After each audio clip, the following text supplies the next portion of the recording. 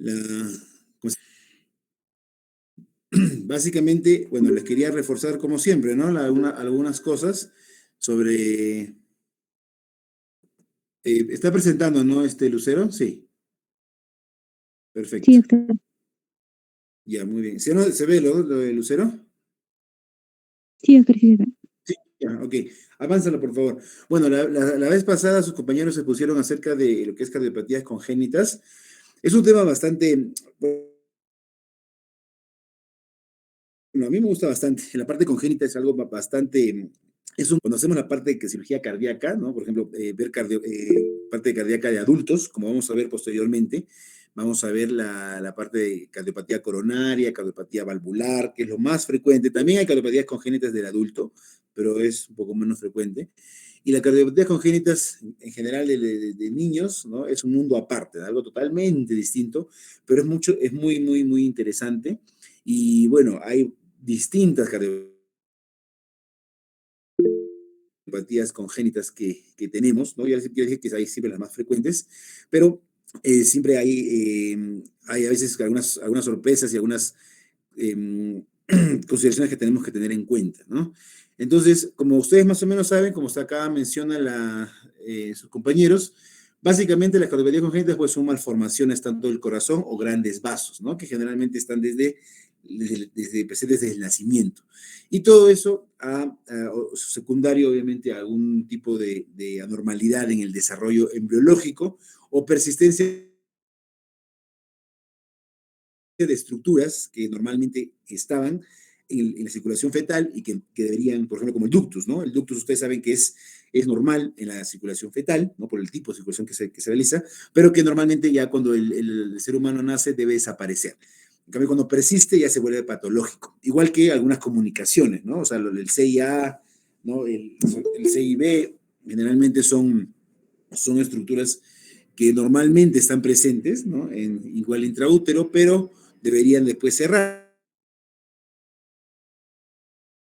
¿no? Por juego de presiones, por fisiología ya, cuando los pulmones toman la batuta de la respiración, pero cuando ocurre esa persistencia, no se cierra a tiempo, ¿no? O en la proporción que debería hacerlo, pues ya viene la parte patológica, ¿no? Entonces, eso siempre es importante conocer. Hay que tener una base, ¿no? Siempre de la parte embriológica, ¿no? Para poder tener en cuenta cuál es lo patológico, ¿no? Entonces, avánzalo, por favor, más o menos, ¿no? Avanza, por favor. 8, la incidencia de 8 en 1000 nacidos vivos. Sobre todo, por ejemplo,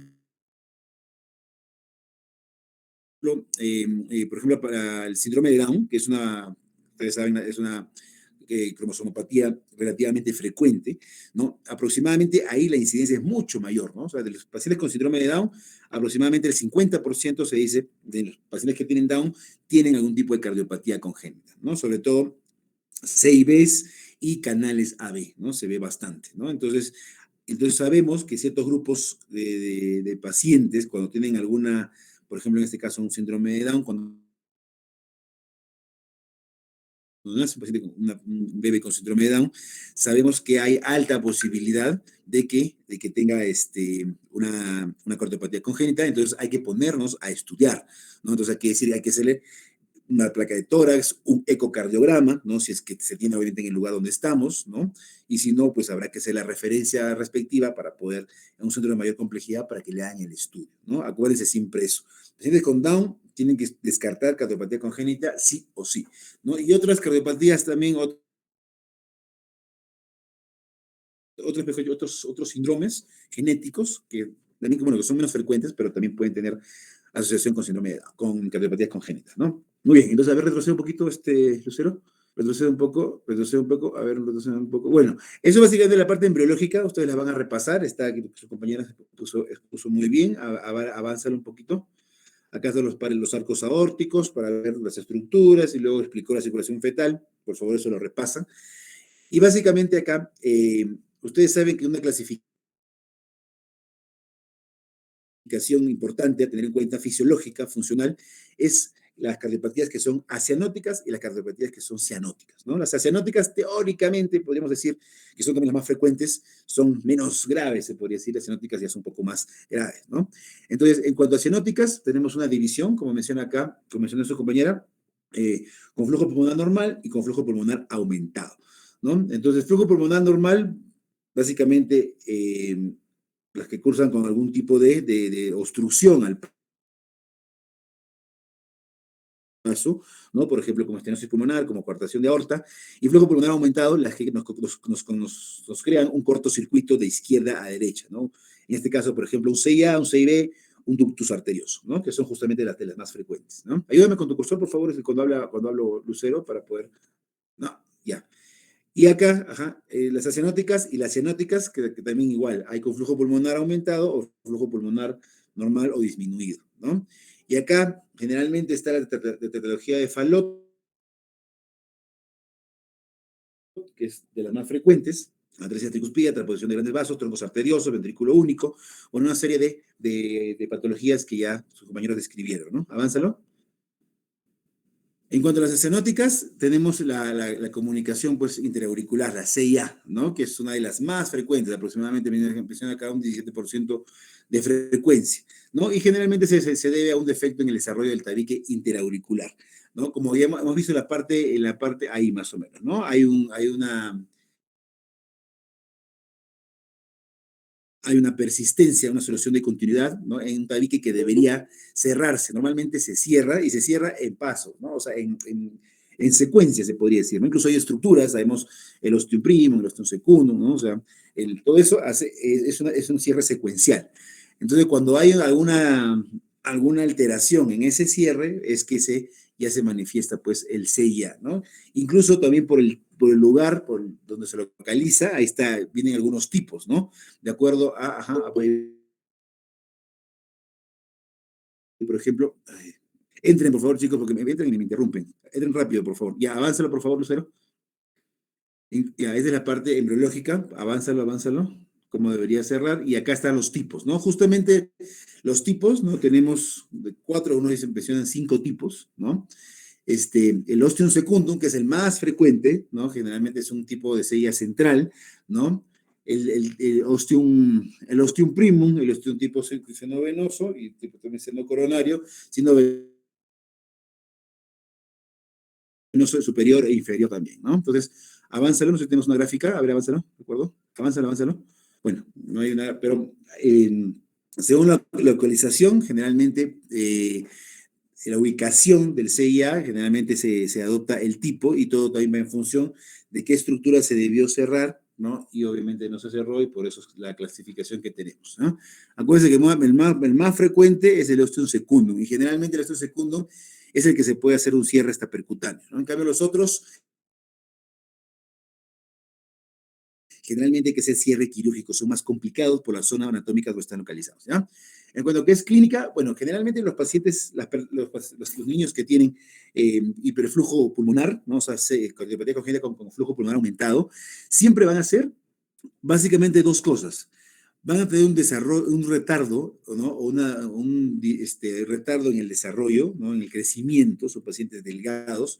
¿Por qué? Porque justamente, ¿no? Por una lógica, ¿no? O sea, en vez de que vaya el flujo sanguíneo a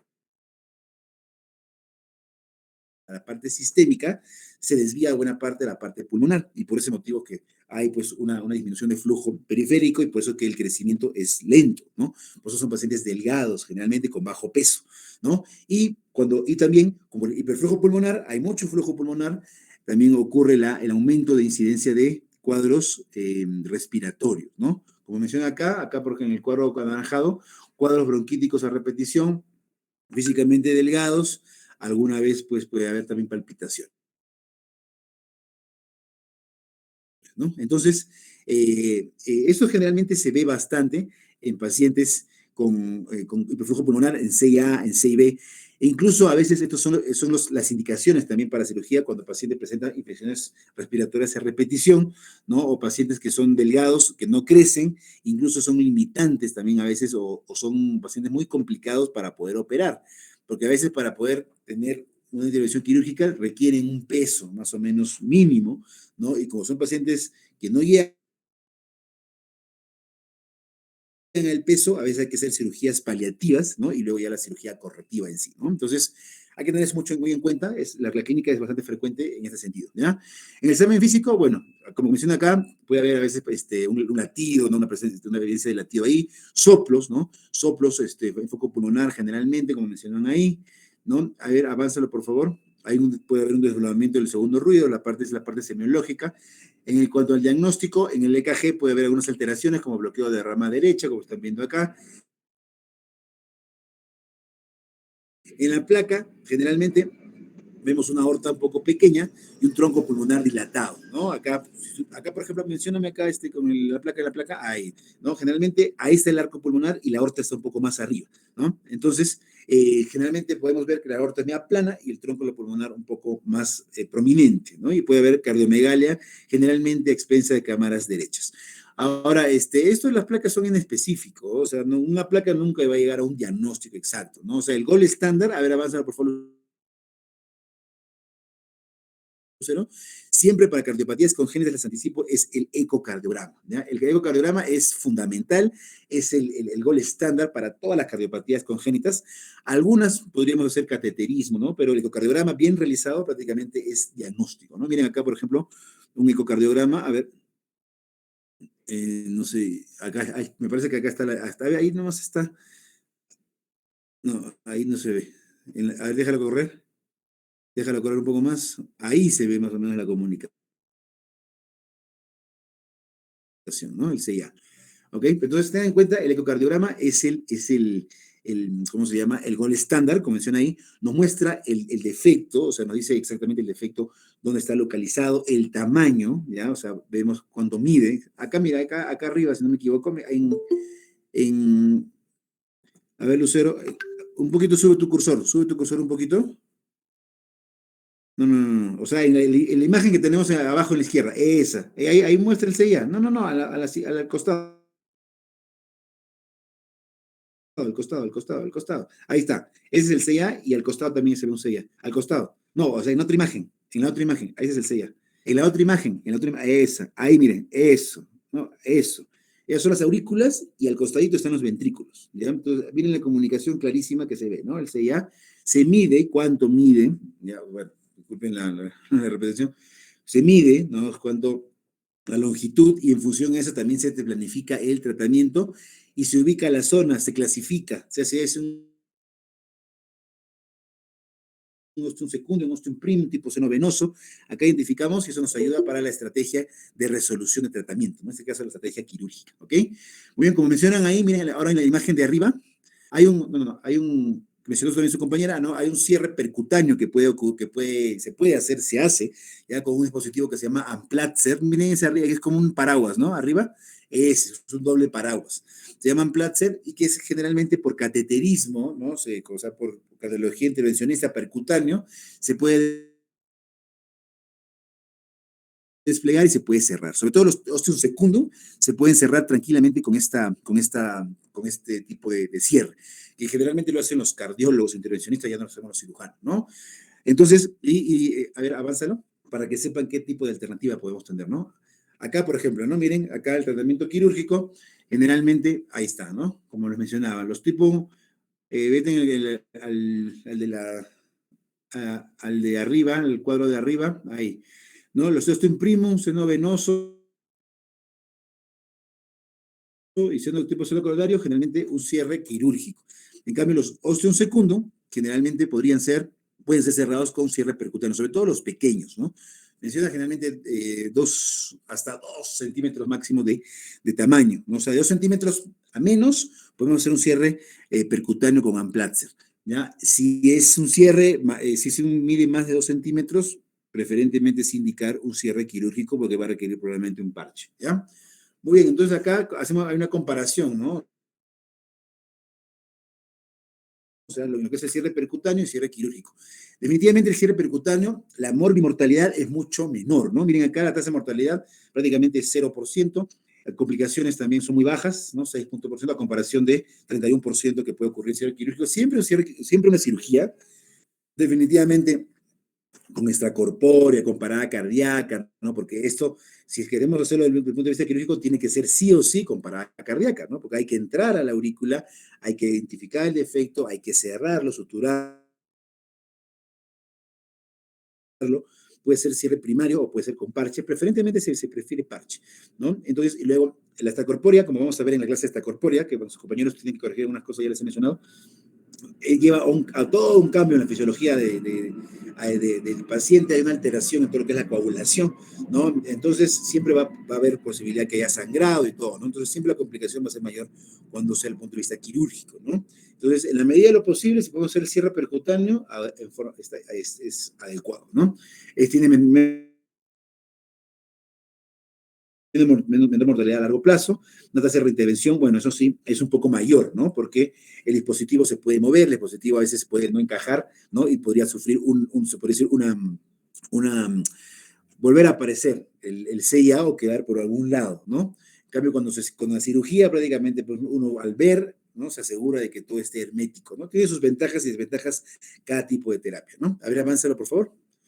Pero para que sepan que hay, ahí está acá. Miren acá, por ejemplo, el cierre quirúrgico, miren en el gráfico, se hace siempre con un parche, ¿ya? Generalmente es un parche pericardio, un parche de Dacron, dependiendo de lo que tengamos. Miren, por ejemplo, ahí el SEIA, ¿no? Ahí, por ejemplo, es un cierre, ese es un cierre directo, una rafía primaria. Hay que ver las condiciones. Si queda muy tenso, no es recomendable hacer el cierre primario. Por ejemplo, miren, ahí ha comenzado a poner una doble sutura y miren cómo va quedando, cómo está abajo, abajo, en el otro, miren ahí cómo se va cerrando, ¿no? Entonces, si te da las condiciones anatómicas, lo hace, se cierra directamente. Y si vemos que no, si va a quedar muy tenso, si va a quedar, ¿no? Entonces mejor ponemos un parche como al costado. Miren al costado cómo se va colocando un parche en la otra gráfica. Miren, ahí se va colocando el parche y va a quedar como el gráfico de abajo, ¿no? O sea, una tapita que va a tapar el sella, ¿no? Preferentemente, bueno, cuando yo he operado estas cosas, lo he hecho con parche, ¿no? En muy pocos casos, no se describe de sutura primaria, habría que valorarlo. Lo bueno, ¿no? De los cirujanos, o sea, la ventaja que tenemos nosotros es que lo ves ahí en vivo y en directo y decides, ¿no? Decides qué es lo mejor para el paciente, ¿no? Cuando se hace en forma percutánea, eso es solamente a través de una fluoroscopía, de una pantalla, ¿no? Y a veces no es fácil, pues obviamente, si no tienes sobre todo mucha experiencia, ver cuáles son las condiciones, las mejores condiciones. Entonces, cuando es quirúrgico, pues tú ves ahí todo, ¿no? Y decides, ¿no? Pero generalmente, para que sepan, siempre, preferentemente, el cierre de CIA se hace con un parche, cuando es quirúrgico, ¿ya? Muy bien, avánzalo, por favor. Bueno, el manejo perioperatorio, básicamente eso ya ver siempre beta bloqueadores porque, o marcapaso, también ese paciente a veces puede salir bloqueado. Hay que tener mucho cuidado, sobre todo los senos venosos inferiores, que están muy pegados al tabique interventricular. Hay que tener mucho cuidado porque en esa zona pasa el sistema eléctrico. Entonces, cuando uno hace las suturas, podría a veces lesionar, ¿no? O inflamarse por la sutura misma la parte todo lo que es el sistema eléctrico del corazón y se pueden provocar bloqueos. Entonces, el manejo postoperatorio ya dependerá, ¿no? Más o menos de cómo sale el paciente. Se puede usar beta bloqueadores, se puede usar marcapaso, dependiendo de, como menciona acá, ¿no? Dependiendo de cómo ha ido la cirugía. Bueno, eso lo avanzaremos un poco más rápido. Avánzalo. Ok, bueno, acá, bien, acá cómo está, ¿no? El Amplatzer, lo que les estaba mencionando, que se hace a través de vía percutánea, ¿no? Entra con un catéter, uno entra a través de la aurícula derecha, pasa a la aurícula izquierda y despliega, ¿no? Se despliega el Amplatzer, el dispositivo a través del tabique, se despliega como un doble paraguas y cierra totalmente el defecto, ¿ya? Muy bien, ahí está, como usted, acá, avánzalo, por favor, avánzalo. Creo que este era un video, ¿no? Lo avanzaremos, por favor, a merced del tiempo. Después ustedes lo revisan, por favor. Entonces, para que sepan cuáles son las alternativas, tanto de CIA, después el cierre percutáneo y el cierre quirúrgico. El CIB, bueno, básicamente avanzaremos un poco más rápido, igualito, ¿no? Es la presencia, ¿no? De una comunicación en el septum interventricular, ¿no? Ya generalmente, que puede ser tanto en la parte membranosa como en la parte muscular. Aproximadamente se dice que es un poco más frecuente teóricamente que el CIA, ¿no? El CIB, aproximadamente un 20% de pacientes que tengan este tipo de cardiopatías congénitas, ¿ya? Puede variar efectivamente de tamaño, de forma, de localización igualmente, ¿no? También hay que ver en función de la embriología. Avánzalo, por favor. Avánzalo un poquito más rápido. Acá está, ¿no? Los tipos de CIB que tenemos, ¿no? El CIB, miren, según la localización, ¿no? Acá tenemos bueno, el infundibular que está mucho más alto, acá arriba, el perimembranoso, ¿no? A este nivel, a ver, por favor, ayuda con tu cursor, ¿no? El tracto de salida y el muscular que está generalmente un poco más abajo, ¿no? Igualmente, todo esto se hace la clasificación, lo detecta el ecocardiograma. El ecocardiograma también es fundamental, importantísimo, en ver el tamaño y la localización del CIB para con eso también definir la estrategia quirúrgica, ¿ya? Avánzalo, por favor. Ahí tenemos el porcentaje, la clasificación que ya hemos visto, ¿no? El infundibular o subaórtico, perimembranoso y los musculares, ¿no? Y luego en el tracto de salida, ¿no? A ver, avánzalo, muy bien. Los tipos de CIB, avanzar, por favor. La fisiopatología, igual, cortocircuito de izquierda a derecha, ¿no? Con todo lo que conlleva, que ya hemos conversado, hiperflujo, son pacientes que tienen hiperflujo en la arteria pulmonar, ¿no? A ver, avánzalo. Avanza la clínica igualmente, ¿no? El cuadro clínico, disnea, taquicardia, hepatomegalia, signos de insuficiencia cardíaca, igualmente retardo en el desarrollo, pacientes con bastantes incidencias de infecciones respiratorias. Avánzalo, avánzalo, avánzalo. El diagnóstico igualmente, ¿no? Electrocardiograma en específico, ¿no? Generalmente nos muestra crecimiento de cavidades izquierdas con sobrecarga de volumen. Radiografía de tórax puede mencionar una cardiomegalia, ¿no? Y un crecimiento biventricular, como menciona acá, ¿no? Pero también a veces puede salir casi normal. Entonces son exámenes muy específicos y lo que confirma el diagnóstico, yo les vuelvo a repetir, el ecocardiograma. El ecocardiograma es fundamental en cardiopatías congénitas, ¿no? Tenemos ahí, miren, por ejemplo, exactamente como está mencionando su compañera Lucero, está señalando, cuál es cómo se ve el CIB, ¿no? Miren, ahí ven, no, ese es aurícula. Ese es, si no me equivoco, el CIB, ajá, sí, sí, ahí, ajá, ahí arriba donde mencionaste, ¿no? Ventrículo izquierdo y ventrículo derecho, no se ve muy bien. A ver, avanza, creo, fotográfica. Ahí, por ejemplo, ¿no? Miren, ahí donde dice BI es ventrículo izquierdo y donde dice BD, ventrículo derecho, y ese espacio ahí, no, ese es el septum, y más arriba, más a ese espacio negro es la comunicación, ¿no? El CIB, ¿no? Entonces, eso es lo que el cardiólogo generalmente lo hace, ¿no? Y para estos casos, generalmente, se maneja siempre en forma conjunta. Les digo, estos casos de cardiopatías congénitas, cuando yo hice esta parte de congénitas en el Hospital del Niño, cuando fui residente, troté 4 meses, y teníamos reuniones todas las semanas conjuntas con los cardiólogos, ¿no? Cardiólogos con los cirujanos cardíacos, con los cirujanos cardiovasculares, hacíamos reuniones, ¿no? Y discutíamos los casos,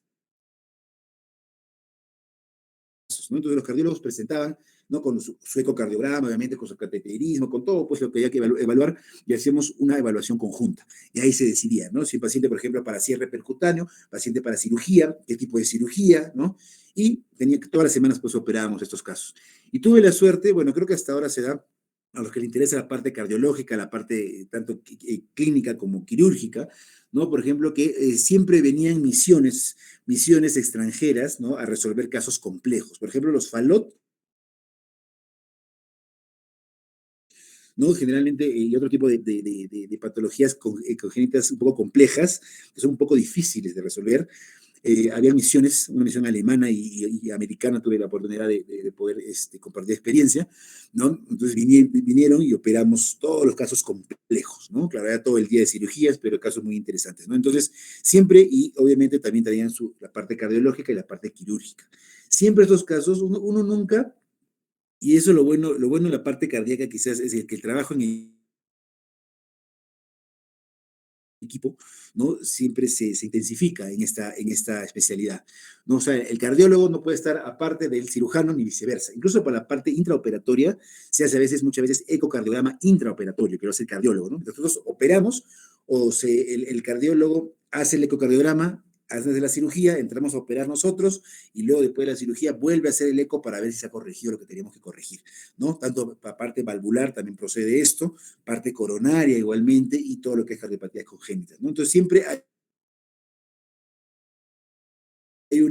hay un trabajo muy unido, de la mano entre los cardiólogos y los cirujanos cardiovasculares cuando se trata de estos temas de cardiopatías congénitas y temas de resolución quirúrgica, ¿ya?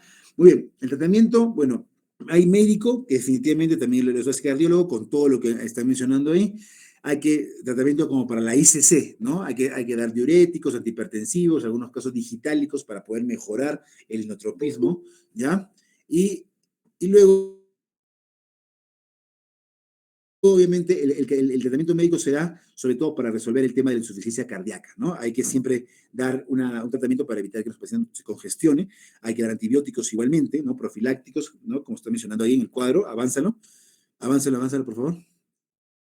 Y luego el tratamiento quirúrgico, ¿no? Tratamiento quirúrgico también hay tratamiento se podría decir, de resolución por vía percutánea, ¿no? Con el Amplatzer también se puede resolver algunos casos de CIB. ¿Ya? Antes se decía que no, que todos iban a quirúrgico, pero se está desarrollando cada vez más, ¿no? El tema siempre, de lo menos invasivo a lo más invasivo, ¿no? Entonces, acá, por ejemplo, tenemos cuando se hace un cateterismo, ¿no? Ya acá están las indicaciones. A ver, avánzalo, por favor. Y una de ellas es poder hacer el cierre, ¿no? El cierre con el cierre con dispositivos percutáneos. En C y B tenemos siempre indicaciones, ¿no? Y acá las indicaciones generalmente van en función, como van a ver abajo, ve abajo, por favor, Lucero, en lo que es en determinar el famoso QP y QS, ¿no? QP y QS es la relación entre flujo pulmonar y flujo sistémico. Generalmente cuando se tiene más de dos hay que operar sí o sí, ¿no? Es indicativo, ¿ya? Y cuando tenemos un QP y QS con una elevación de las resistencias pulmonares, las presiones pulmonares, debe ser una cirugía de inmediato porque hay alta posibilidad de que este paciente progrese rápidamente a una hipertensión pulmonar severa y obviamente su pronóstico empeora, ¿ya? Cuando tenemos un QPQS menos 1.5, prácticamente no es necesaria la cirugía, no existe indicación quirúrgica. Este QPQS lo hace el cardiólogo, también igualmente al hacer el ecocardiograma, en su software hay mediciones y nos saca esto, y con eso discutimos, ¿ya?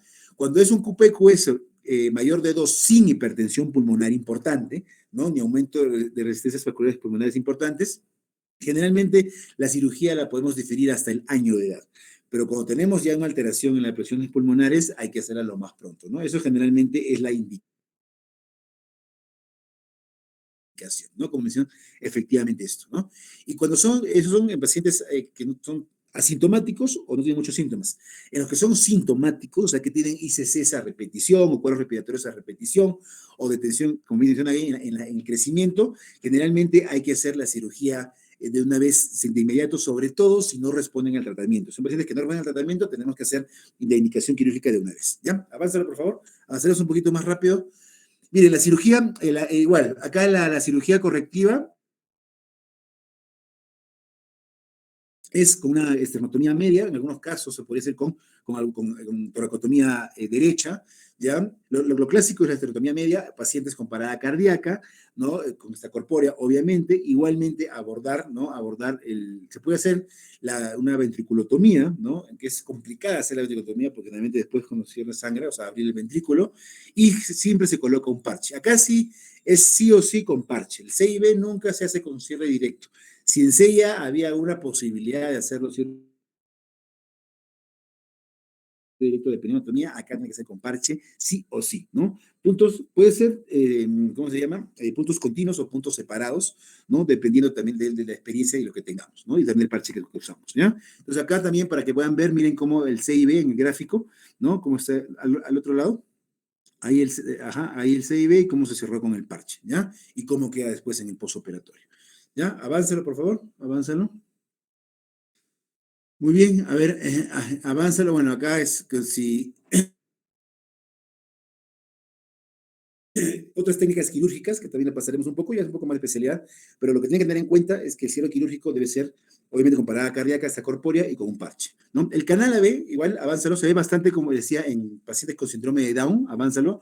Igual, acá tenemos la parte embriológica, avánzalo, por favor. Prácticamente la clínica, el diagnóstico, la clasificación, igual es bastante parecido y se hace con ecocardiograma a lo que es el CIB, avánzalo, por favor. Acá el problema es que al involucrar todo lo que es el tabique, tanto intraauricular como interventricular, al momento de hacer la reparación hay mucha más frecuencia de poder presentar bloqueos y que el paciente necesite un marcapaso permanente, ¿ya? Avánzalo, por favor, avánzalo. Acá están los tipos, avanzamos un poco más rápido, la fisiopatología igualmente, hiperflujo pulmonar, avánzalo.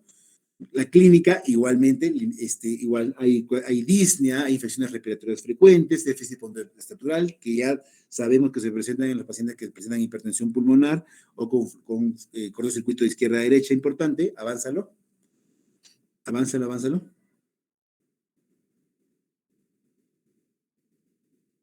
igual, ya avanzarás un poquito más. La parte clínica, avánzalo por favor, para irnos. La radiografía de tórax igualmente, ¿no? Puede darnos algunos datos, pero no es inespecífica, sigue siendo inespecífica.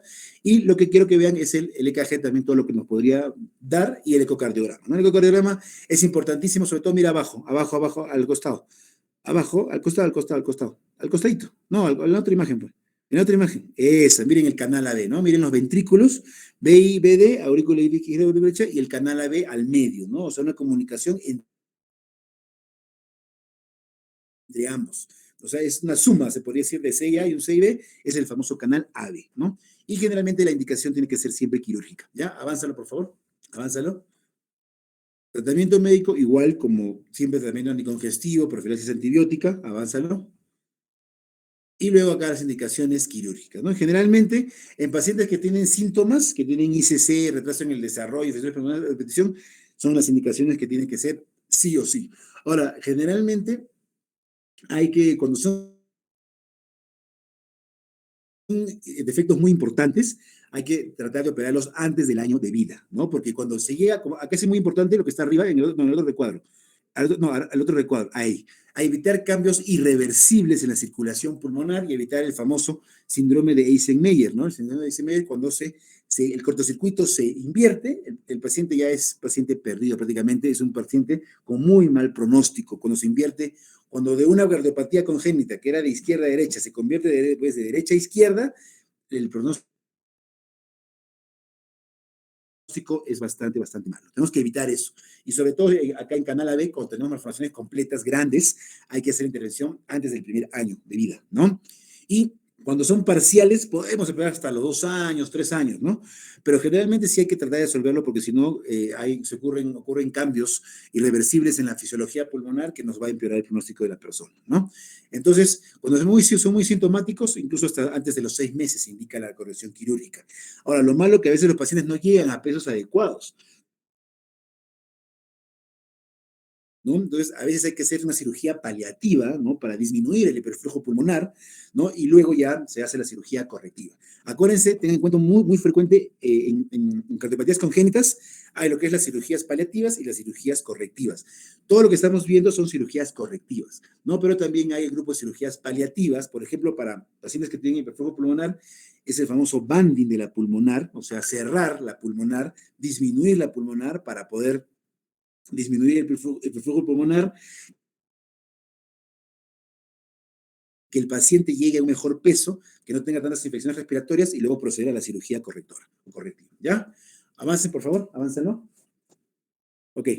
Ahí, por ejemplo, igualmente, ¿no? Cómo es el cierre, esta corpórea, parada cardíaca, se aborda por la aurícula derecha, se inspecciona cuidadosamente siempre. Avánzalo, por favor. Un ratito, por favor, perdón. Un ratito.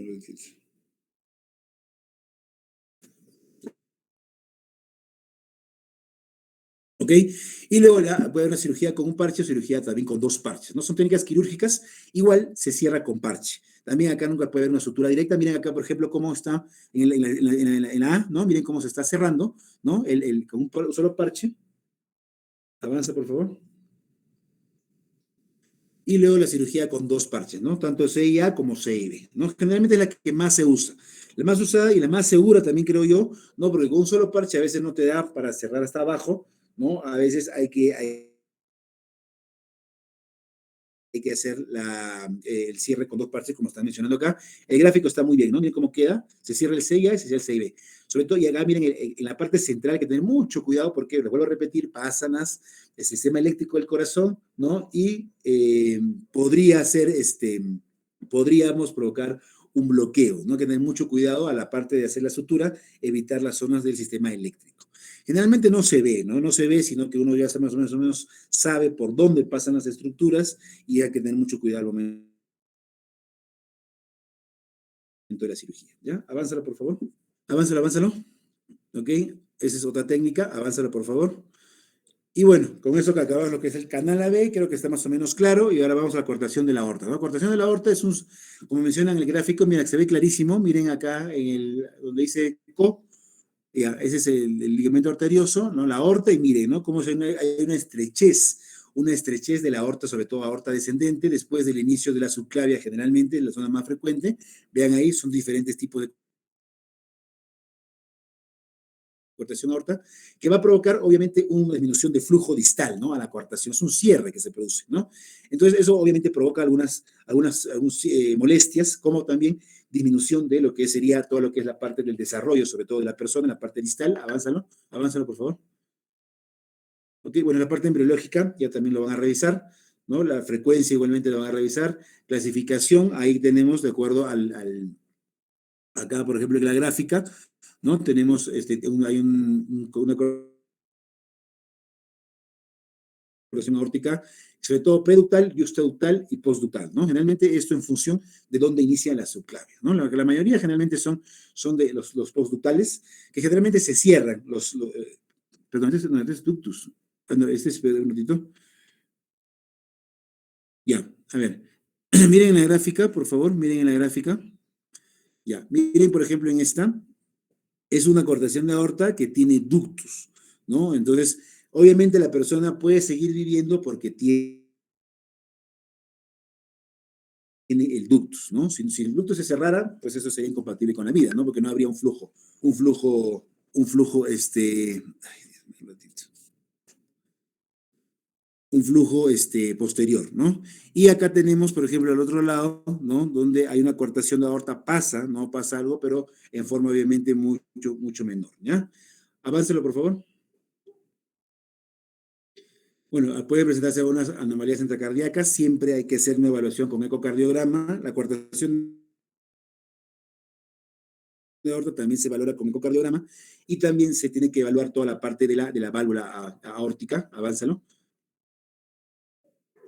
Ok, acá igualmente, bueno, lo que es la etepatogenia, avánzalo por favor, avanzaremos un poquito rápido esto, estamos ya como la fisiología igualmente, la clínica también igualmente, hay soplos, hay cuadros clínicos, los pulsos femorales. ¿Cómo nos damos cuenta de la cortación de aorta? Generalmente porque el paciente tiene pulsos femorales disminuidos o ausentes, ¿no? En cambio, los pulsos humerales, ¿no? Braquiales en los superiores sí son incluso hasta más altos de lo normal, ¿no? Porque todo el flujo está adecuado en la zona superior y está disminuido en la zona inferior, ¿ya? Avánzalo, avánzalo, avánzalo, toda la parte clínica avanzaremos un poco rápido, ¿no? A ver, avánzalo por favor, ¿no? La historia natural, igualmente, son pacientes que pueden presentar hipertensión arterial, ¿no? Sobre todo en la zona superior y más bien flujo bajo en la parte inferior. Avánzalo. En lo que sería igual, los exámenes, el EKG, cambios específicos, radiografía de tórax igualmente, y el ecocardiograma, que es el que nos da prácticamente también el diagnóstico. Puede ser ecocardiograma, el transtorácico, ahí igualmente ve la coartación de aorta, cuánto mide la coartación de aorta para ver también la severidad. Cuando son muy graves, es que está muy cerrada la aorta y la resolución tiene que ser rápida, ¿no? La cirugía tiene que ser rápidamente realizada, ¿no? Avánzalo. Igualmente, ¿no? Tenemos diagnóstico prenatal cuando se diagnostica intraútero y postnatal cuando ya el paciente obviamente ya nace, ¿no? También tenemos obviamente la sospecha y luego ya confirmamos con algunos exámenes. Avánzalo, por favor. Avanza, chicos, avancemos un poquito más rápido porque estamos ya con la hora. Tratamiento, el manejo preoperatorio, ¿no? Igualmente se puede dar, por ejemplo, prostaglandinas para poder abrir el ductus, todos son pacientes, para poder mejorar circulación distal. Acuérdense que las prostaglandinas van a mantener siempre patente el ductus arterioso. Cuando queremos, por alguna condición, mantener el ductus arterioso, tenemos que dar prostaglandinas. Y al revés, ¿no? Si queremos cerrarlo, tenemos que dar generalmente AINES tipo indometacina o ibuprofeno para poder hacer el cierre del ducto cuando queremos. Por ejemplo, si tenemos alguna cardiopatía compleja, ¿no? Que la única forma que el paciente sobreviva es con una comunicación, ¿no? entonces tenemos que mantener siempre con el ductus arterioso para evitar que el paciente se nos pierda, ¿no? Bueno, eso es la valoración, el manejo preoperatorio. Avanza, por favor. Avanza y vamos a la parte quirúrgica, ¿no? Entonces, la parte quirúrgica podría hacerse. Hay también igual, tratamiento percutáneo, tratamiento quirúrgico en sí. El tratamiento percutáneo generalmente, acá como ven al costado, podemos hacerlo con una angioplastía, ¿no? Angioplastía, ¿qué cosa es? También vemos en la parte periférica. Es dilatar la arteria que está en este caso cerrada, ¿no? Una angioplastía percutánea, llegamos hasta la zona, ¿no? También se pasa igual con una guía y se infla un balón. Son balones a grandes presiones, ¿no? Que hace que se dilate la arteria y si incluso se podría dejar hasta un stent, ¿no? Un tutor, como están viendo ahí, ¿no? Ese es el que se puede hacer con angioplastía. El problema está que a veces se puede volver a cerrar, ¿no? Entonces, o también se puede debilitar, se puede romper la pared, se puede formar un aneurisma, se puede romper. Entonces, generalmente tiene sus indicaciones, lo que es la angioplastía con balón, ¿ok? Y si no se puede hacer una angioplastía con balón, a ver, avánzalo, ya tendríamos que hacerlo de el tipo quirúrgico, ¿no? A ver, avánzalo, por favor. No sé si hay un esquema. Avánzalo, estos son los controles. No había, no, entonces antes había una. Ahí, acá. Para resolver quirúrgicamente la coartación de aorta, hay varias técnicas quirúrgicas. Todo depende de la extensión, ¿no? De la longitud de la coartación y de la localización. ¿No? Podríamos hacer una resección, como menciona ahí, anastomosis término terminal, o sea, resecar la coartación y hacer una anastomosis término terminal, si es que es corta. Se puede hacer también un flap de subclavia, ¿no? A veces la subclavia se corta y se trae como un parche. También podemos hacer un parche. Abrimos. Acá me hubiera gustado que tengan ¿cómo se llama? Un gráfico. No hay gráficos que mencionan cómo son las técnicas quirúrgicas, ¿no? Se puede abrir el defecto y también se puede colocar un parche de pericardio para ampliar la luz, ¿no? O sea, hay varias técnicas que efectivamente han mencionado, pero no hay gráficas para poder resolver el tema de la coartación aórtica, ¿no? Entonces, si no vemos que no podemos resolverlo con tratamiento percutáneo, con angioplastía, podemos ir ¿cómo se llama? A la resolución quirúrgica con las técnicas que estamos viendo, ¿ya? Avánzalo, por favor. Avánzalo rápidamente. Viene la parte del ductus. Avánzalo. El ductus, avánzalo. Sabemos que es una comunicación entre la arteria pulmonar y la aorta, ¿no? Que normalmente se cierra cuando uno nace, generalmente se va obliterando y queda como un ligamento, un ligamento arterioso, ¿no? Ahí está, ¿no? Pero cuando persiste es el ductus arterioso, ¿no? A ver, avánzalo. Avanza un poco más, por favor. Acá la parte meriológica ya sabemos, la clasificación igualmente de acuerdo al tipo que tengamos. Avánzalo, que todo se hace con ecocardiograma. La clínica igualmente,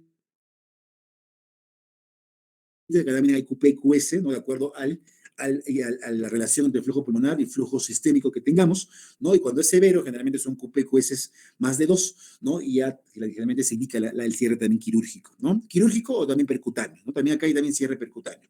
La clínica, ya, avánzalo, por favor, avánzalo.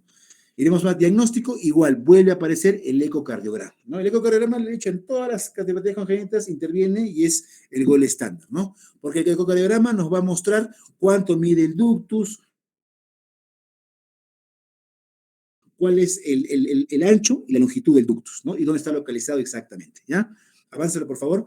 El cateterismo, ¿no? Acá nos ayuda para poder hacer el cierre en forma percutánea, ¿no? En un cierre con intervencionismo. Generalmente se puede usar a partir de pacientes de más de 6 meses, ¿no? Si es que no se ha cerrado el ductus, porque hay generalmente, a ver, avánzalo, el tratamiento. Ahí está el tratamiento, ¿no? El tratamiento, miren, por ejemplo, se puede usar la indometacina, como ya les dije, ¿no? Indometacina, en algunos casos también el ibuprofeno se ha visto que puede provocar cierre de ductos. Si no se llega a cerrar, ¿no? Si no se llega a cerrar con los fármacos, con indometacina o ibuprofeno, ¿no? Ya podemos tener que indicar la cirugía, ¿no? Esta es la cirugía cuando se indica, cuando el tratamiento farmacológico, que ya les mencioné, fracasa, cuando hay signos de sobrecarga izquierda, de insuficiencia cardíaca, cuando hay una repercusión hemodinámica importante, tenemos que hacer ya el cierre, pues, quirúrgico, porque puede ser percutáneo. En este caso, miren, acá tenemos un cierre percutáneo con un coil, ¿no? ¿Qué cosa es un coil? Es como un resorte, pongámosle, que entra en el ductus, se llega por la aorta, se llega hasta el centro del ductus y se suelta el coil para cerrarlo y se produce obviamente el cierre, ¿no? Y si no se puede provocar, ¿no? Si no se puede Igual acá también hay un dispositivo que es el dispositivo de Rashkin o espirales también. Hay embolización con espirales para poder también cerrar, también se puede usar, ¿no? Todo depende generalmente del tamaño, de la localización y de la experiencia también del cardiólogo, en este caso, que haría el procedimiento, ¿ok? Y si no se puede hacer el cierre percutáneo, ¿no? Ya se indicaría lo que es la cirugía, ¿no? La cirugía generalmente se hace por toracotomía izquierda, ¿ya? Acá, yo he hecho acá, porque es una cirugía que no necesita parada cardíaca, no necesita corpórea, hemos hecho acá cierres de ductus arteriosos, generalmente se hace por toracotomía izquierda, ¿no? El pulmón obviamente se pone hacia adelante, se llega hacia el callado de la aorta, se diseca el ductus a partir de la aorta siempre, porque la pulmonar es mucho más frágil, se puede romper, se ubica el ductus, es más, se escucha el soplo, generalmente hay un soplo bastante frecuente, bastante audible, ¿no? En ductus arteriosos, soplo maquinaria, ¿no? Uno escucha, pues ahí tranquilamente el soplo, incluso te ayuda a identificar el ductus, disecas el ductus y luego lo ligas. Generalmente la técnica es de triple ligadura, ¿no? O sea, haces una ligadura cercana a la aorta, una cercana a la pulmonar y uno al medio. ¿No? No es necesario cortarlo, simplemente ligando, desaparece. Y lo bueno que como escuchaste el soplo y al momento de operar ya lo cierras, prácticamente ya dejas de escuchar el soplo, eso ya te indica que el ductus está cerrado, ¿no? Entonces, el abordaje es por toracotomía izquierda, generalmente, ¿no? Se podría hacer por esternotomía media, pero cuando generalmente tienes que hacer otro tipo de cirugía, ¿no? La gran mayoría de abordajes para cerrar ductus es por toracotomía izquierda, ¿ya? Muy bien, avánzalo, por favor. Acá está, si no me equivoco, bueno, el seguimiento, también ya lo vamos a ver.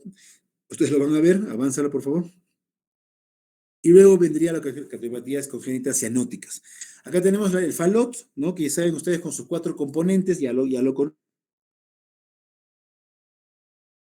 es la cardiopatía congénita más frecuente desde el punto de vista cianótico, ¿ya? Avánzalo, por favor. Los componentes ya sabemos, estenosis de la pulmonar, ¿no? La infundibular, el cabalgamiento de la aorta, ¿no? El CIB y la hipertrofia del ventrículo derecho, ¿ya?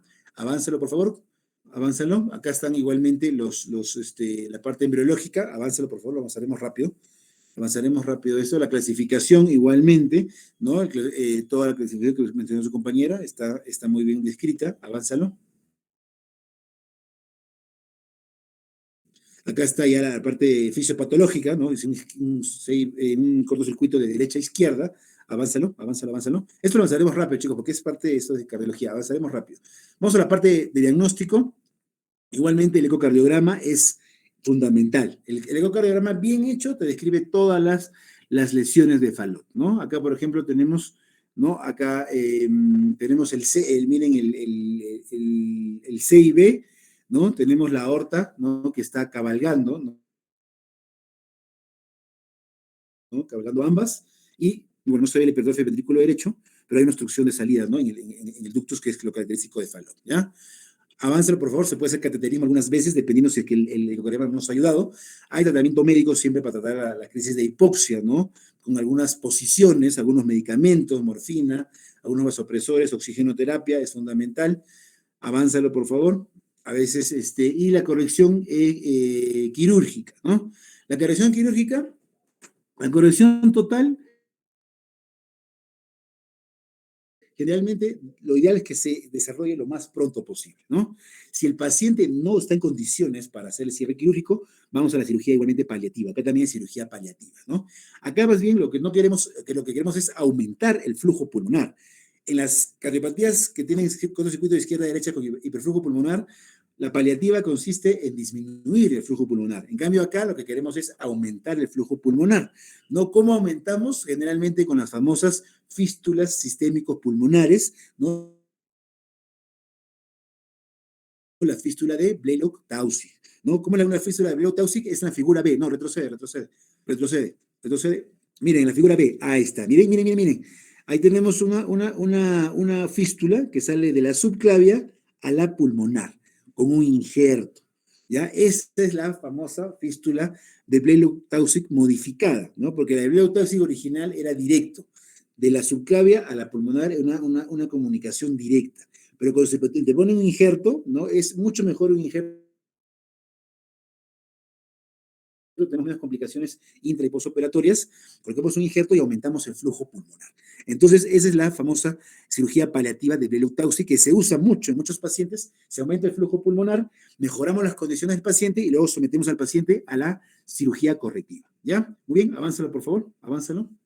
Acá la cirugía correctiva, ¿no? ¿Cuáles son los objetivos? Generalmente hay que abrir la estenosis pulmonar, hay que desplazar, creo que hay otro gráfico, a ver, avánzalo. Esa es la emoción, acá está, ¿no? Miren cómo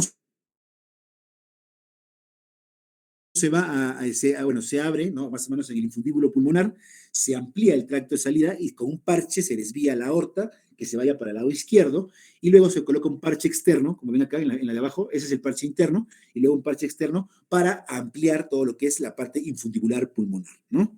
Entonces lo que se corrige es esto, ¿no? La estenosis de la pulmonar, la aorta que calce en lo que es el ventrículo izquierdo y se amplía el tracto de salida del ventrículo derecho.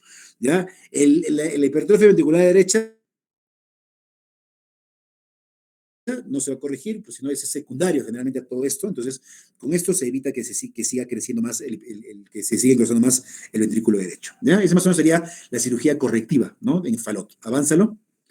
Y transposición de grandes vasos, ya saben, ¿no? Generalmente avánzalo por favor, es la persistencia, ¿no? La existencia de una incongruencia, ¿no? Hay una inversión en las grandes arterias, ¿no? La aorta sale del ventrículo derecho, ¿no? Y la pulmonar sale el ventrículo izquierdo, se forma una circulación paralela, ¿no? Que generalmente es incompatible con la vida, ¿no? Porque nunca se llega a mezclar la sangre y obviamente la persona muere. La única forma que el paciente sobreviva a esto es con alguna comunicación en algún punto, ¿no? Puede ser un ductus, puede ser un CIA, puede ser un CIB. Entonces, si tenemos un CIA o un CIB, tenemos que más bien mantenerlo abierto, avánzalo, para evitar que el paciente muera hasta que se haga la corrección, ¿no? Acá incluso, a ver, avánzalo por favor, creo que mencionaron eso, avánzalo, avánzalo. Esa parte anatómica, avánzala por favor, situación paralela, cuadro clínico puede ser incluso bastante cianótico, avánzalo por favor, ¿no? Acá creo que me parece, a ver, avánzalo un poquito más. Esos son los tipos, de acuerdo al grado que hay, avánzalo, avanza por favor. Bueno, les decía, ¿no? No sé en qué parte menciona, en interposición de grandes vasos, si no hay una comunicación, el paciente fallece. Y si hay una comunicación, por ejemplo, un CIA chiquito que está ahí, tenemos que agrandarlo. Incluso hay una cirugía que es también paliativa, que es la famosa septostomía de Raskin con balón, donde uno llega y abre el CIA, ¿no? Tenemos que abrir el CIA para poder una comunicación importante y no nos llegue a esto, ¿no? Porque el tipo 3 es un TGA bastante severo, con bastante cianosis, cuando la comunicación es muy pequeña. Entonces, lo que tenemos que hacer es abrir la comunicación a cualquier nivel, puede ser CIA, CIB, para poder mejorar las condiciones de vida del paciente y luego resolver el tema quirúrgico, ¿no? Para el tema quirúrgico, generalmente hay la corrección fisiológica o la corrección anatómica. La corrección fisiológica era con el redireccionamiento de los flujos venosos hacia las arterias correspondientes, de la cirugía de Muster o la cirugía de Senning, que ya no se usa mucho, porque lo ideal es la cirugía correctiva anatómica, que es la cirugía de Yaten. Avánzalo, por favor. ¿Dónde está? Avánzalo, avánzalo. Ahí está. No. Ajá. El tratamiento de elección, como menciona acá, es el switch arterial o cirugía de Yaten. ¿No? O sea, hay que, como menciona acá, miren la gráfica, ¿no? Miren acá, hay que cortar, ¿no? Ambas arterias, todo esto con esta corpórea, obviamente. Hay que hacer una maniobra especial, la maniobra de Lecomte, ¿no? Que es para traer la que es la pulmonar hacia adelante y la aorta hacia atrás, ¿no? Y hacer las conexiones adecuadas, ¿no? Es la corrección anatómica que es la corrección ideal, ¿no? La corrección fisiológica prácticamente no se usa, no tiene muy buenos resultados, preferentemente va mucho mejor con la, con la corrección anatómica o cirugía de switch arterial o cirugía de Yaten, ¿ya? Muy bien, avánzalo, a ver, avánzalo, avánzalo, por favor.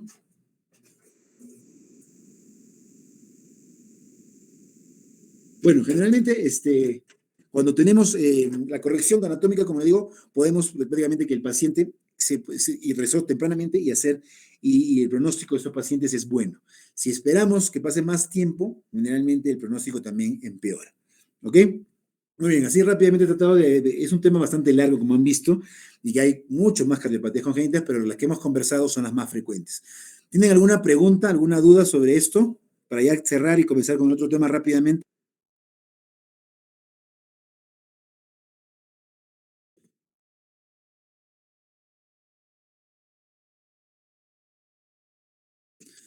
Bueno, ¿se ha quedado claro? Espero que todo esté ok.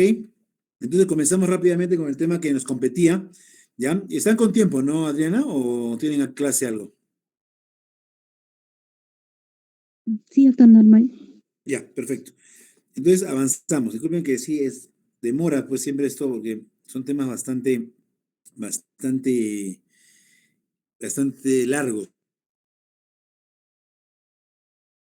¿no? Desarrollar. Ya miren, ok, entonces vamos a hacer el tema que nos compete ahora, que es el tema de lo que es accesos vasculares para hemodiálisis, ¿ya? Algo también que vemos bastante frecuente en la práctica clínica y que acá trabajamos de la mano con los nefrólogos, ¿no? Como veíamos la parte cardiológica, ahora vemos bastante la parte de manejo conjunto con los nefrólogos, porque hay muchos pacientes con insuficiencia renal terminal que requieren hemodiálisis y que obviamente el, el cirujano cardiovascular interviene en lo que es el apoyo para los accesos vasculares, ¿no? Que son importantes para conseguir una buena hemodiálisis, que es un proceso, ¿no? Es un procedimiento clínico que es el tratamiento, ¿no? De los pacientes con insuficiencia renal crónica terminal, ¿ya? Voy a compartirles a ver la pantalla. A ver, perdón, un ratito, por favor. ¿Dónde está esto? Mm, ya.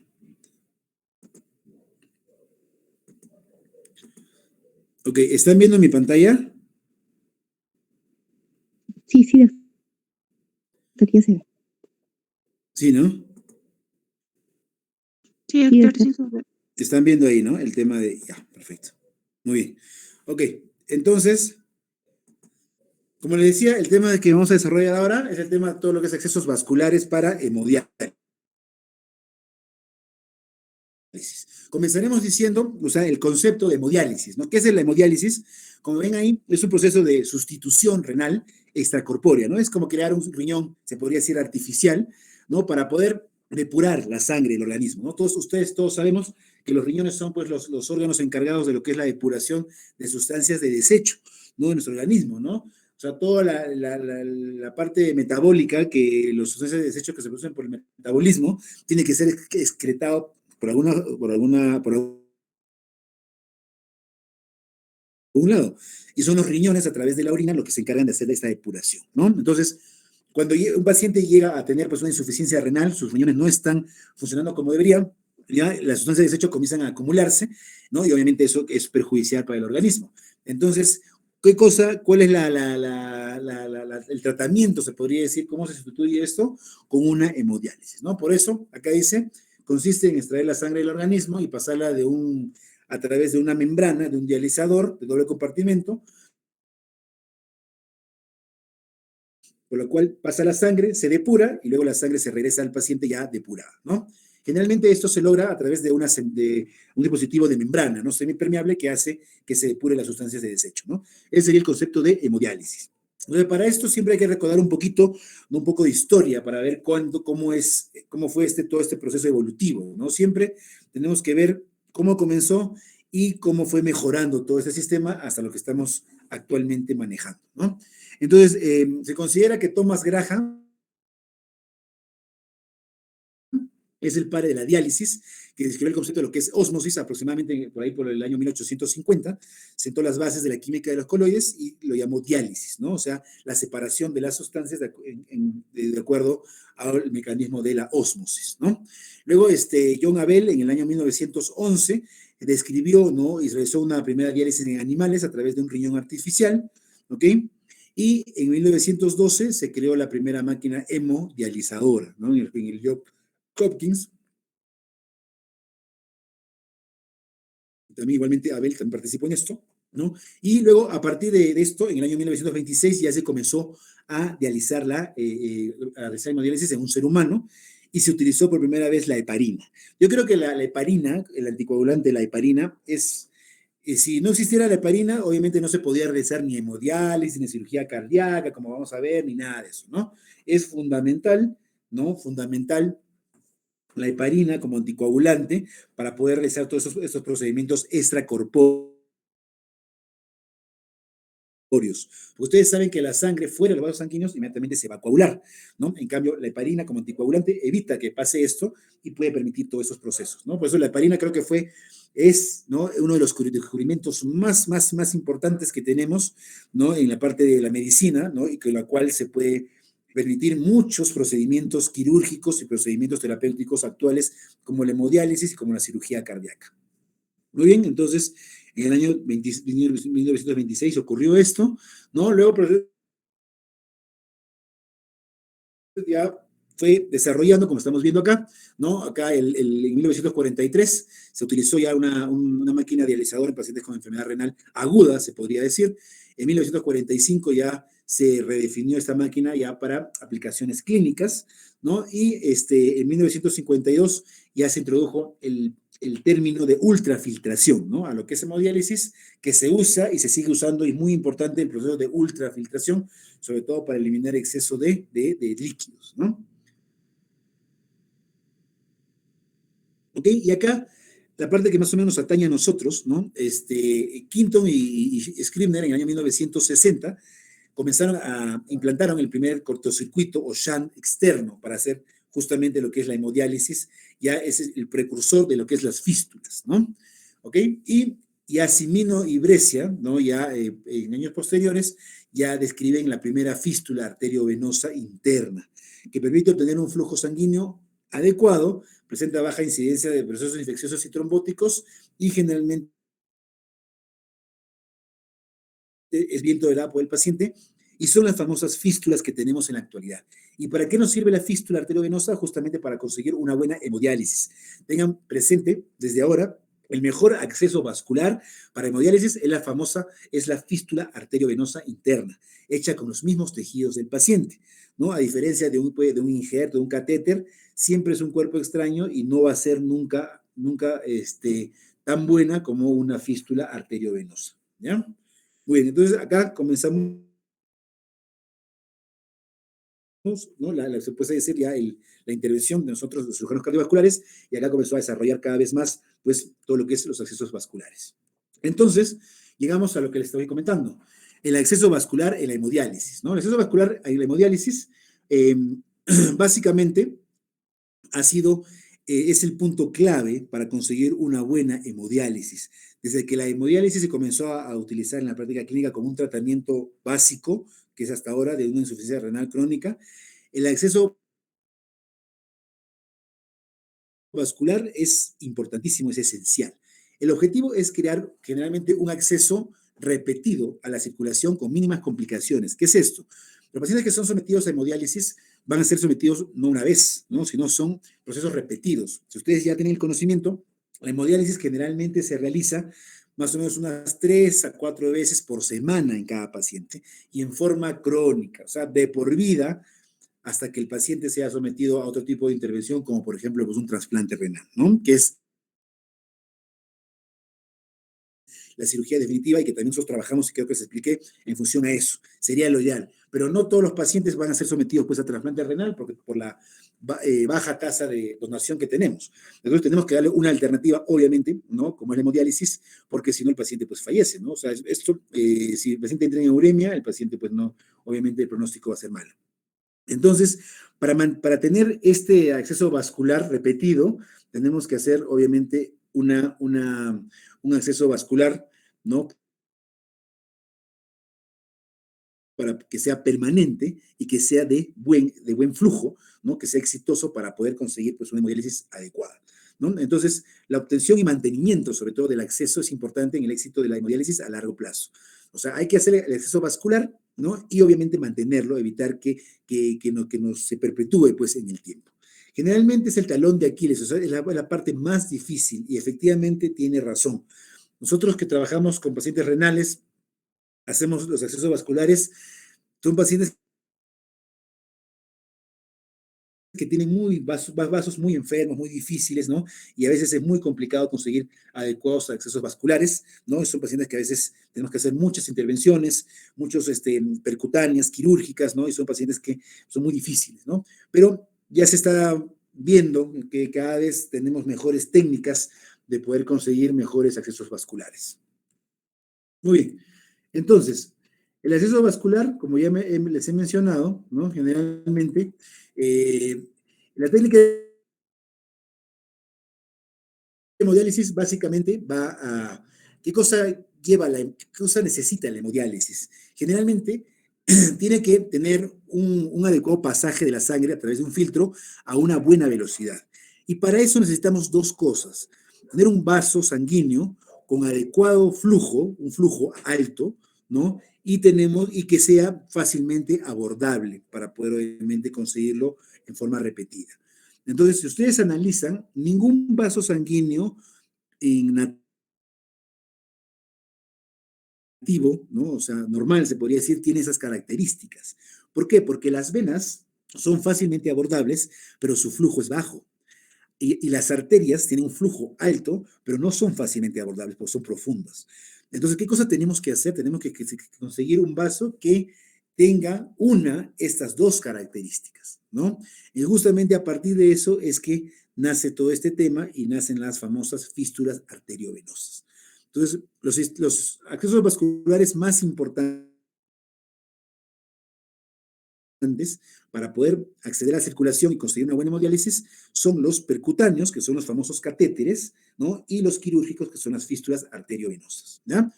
En cuanto al tipo de acceso vascular, los percutáneos o catéteres, les voy anticipando, les digo, son temporales y permanentes. Los temporales son los clásicos, que no sé si ustedes han visto, han tenido oportunidad de ver catéteres venosos centrales, para medicación, ¿no? Para cirugías, para hemodiálisis, que se colocan en forma temporal. Nos puede durar hasta un mes un catéter,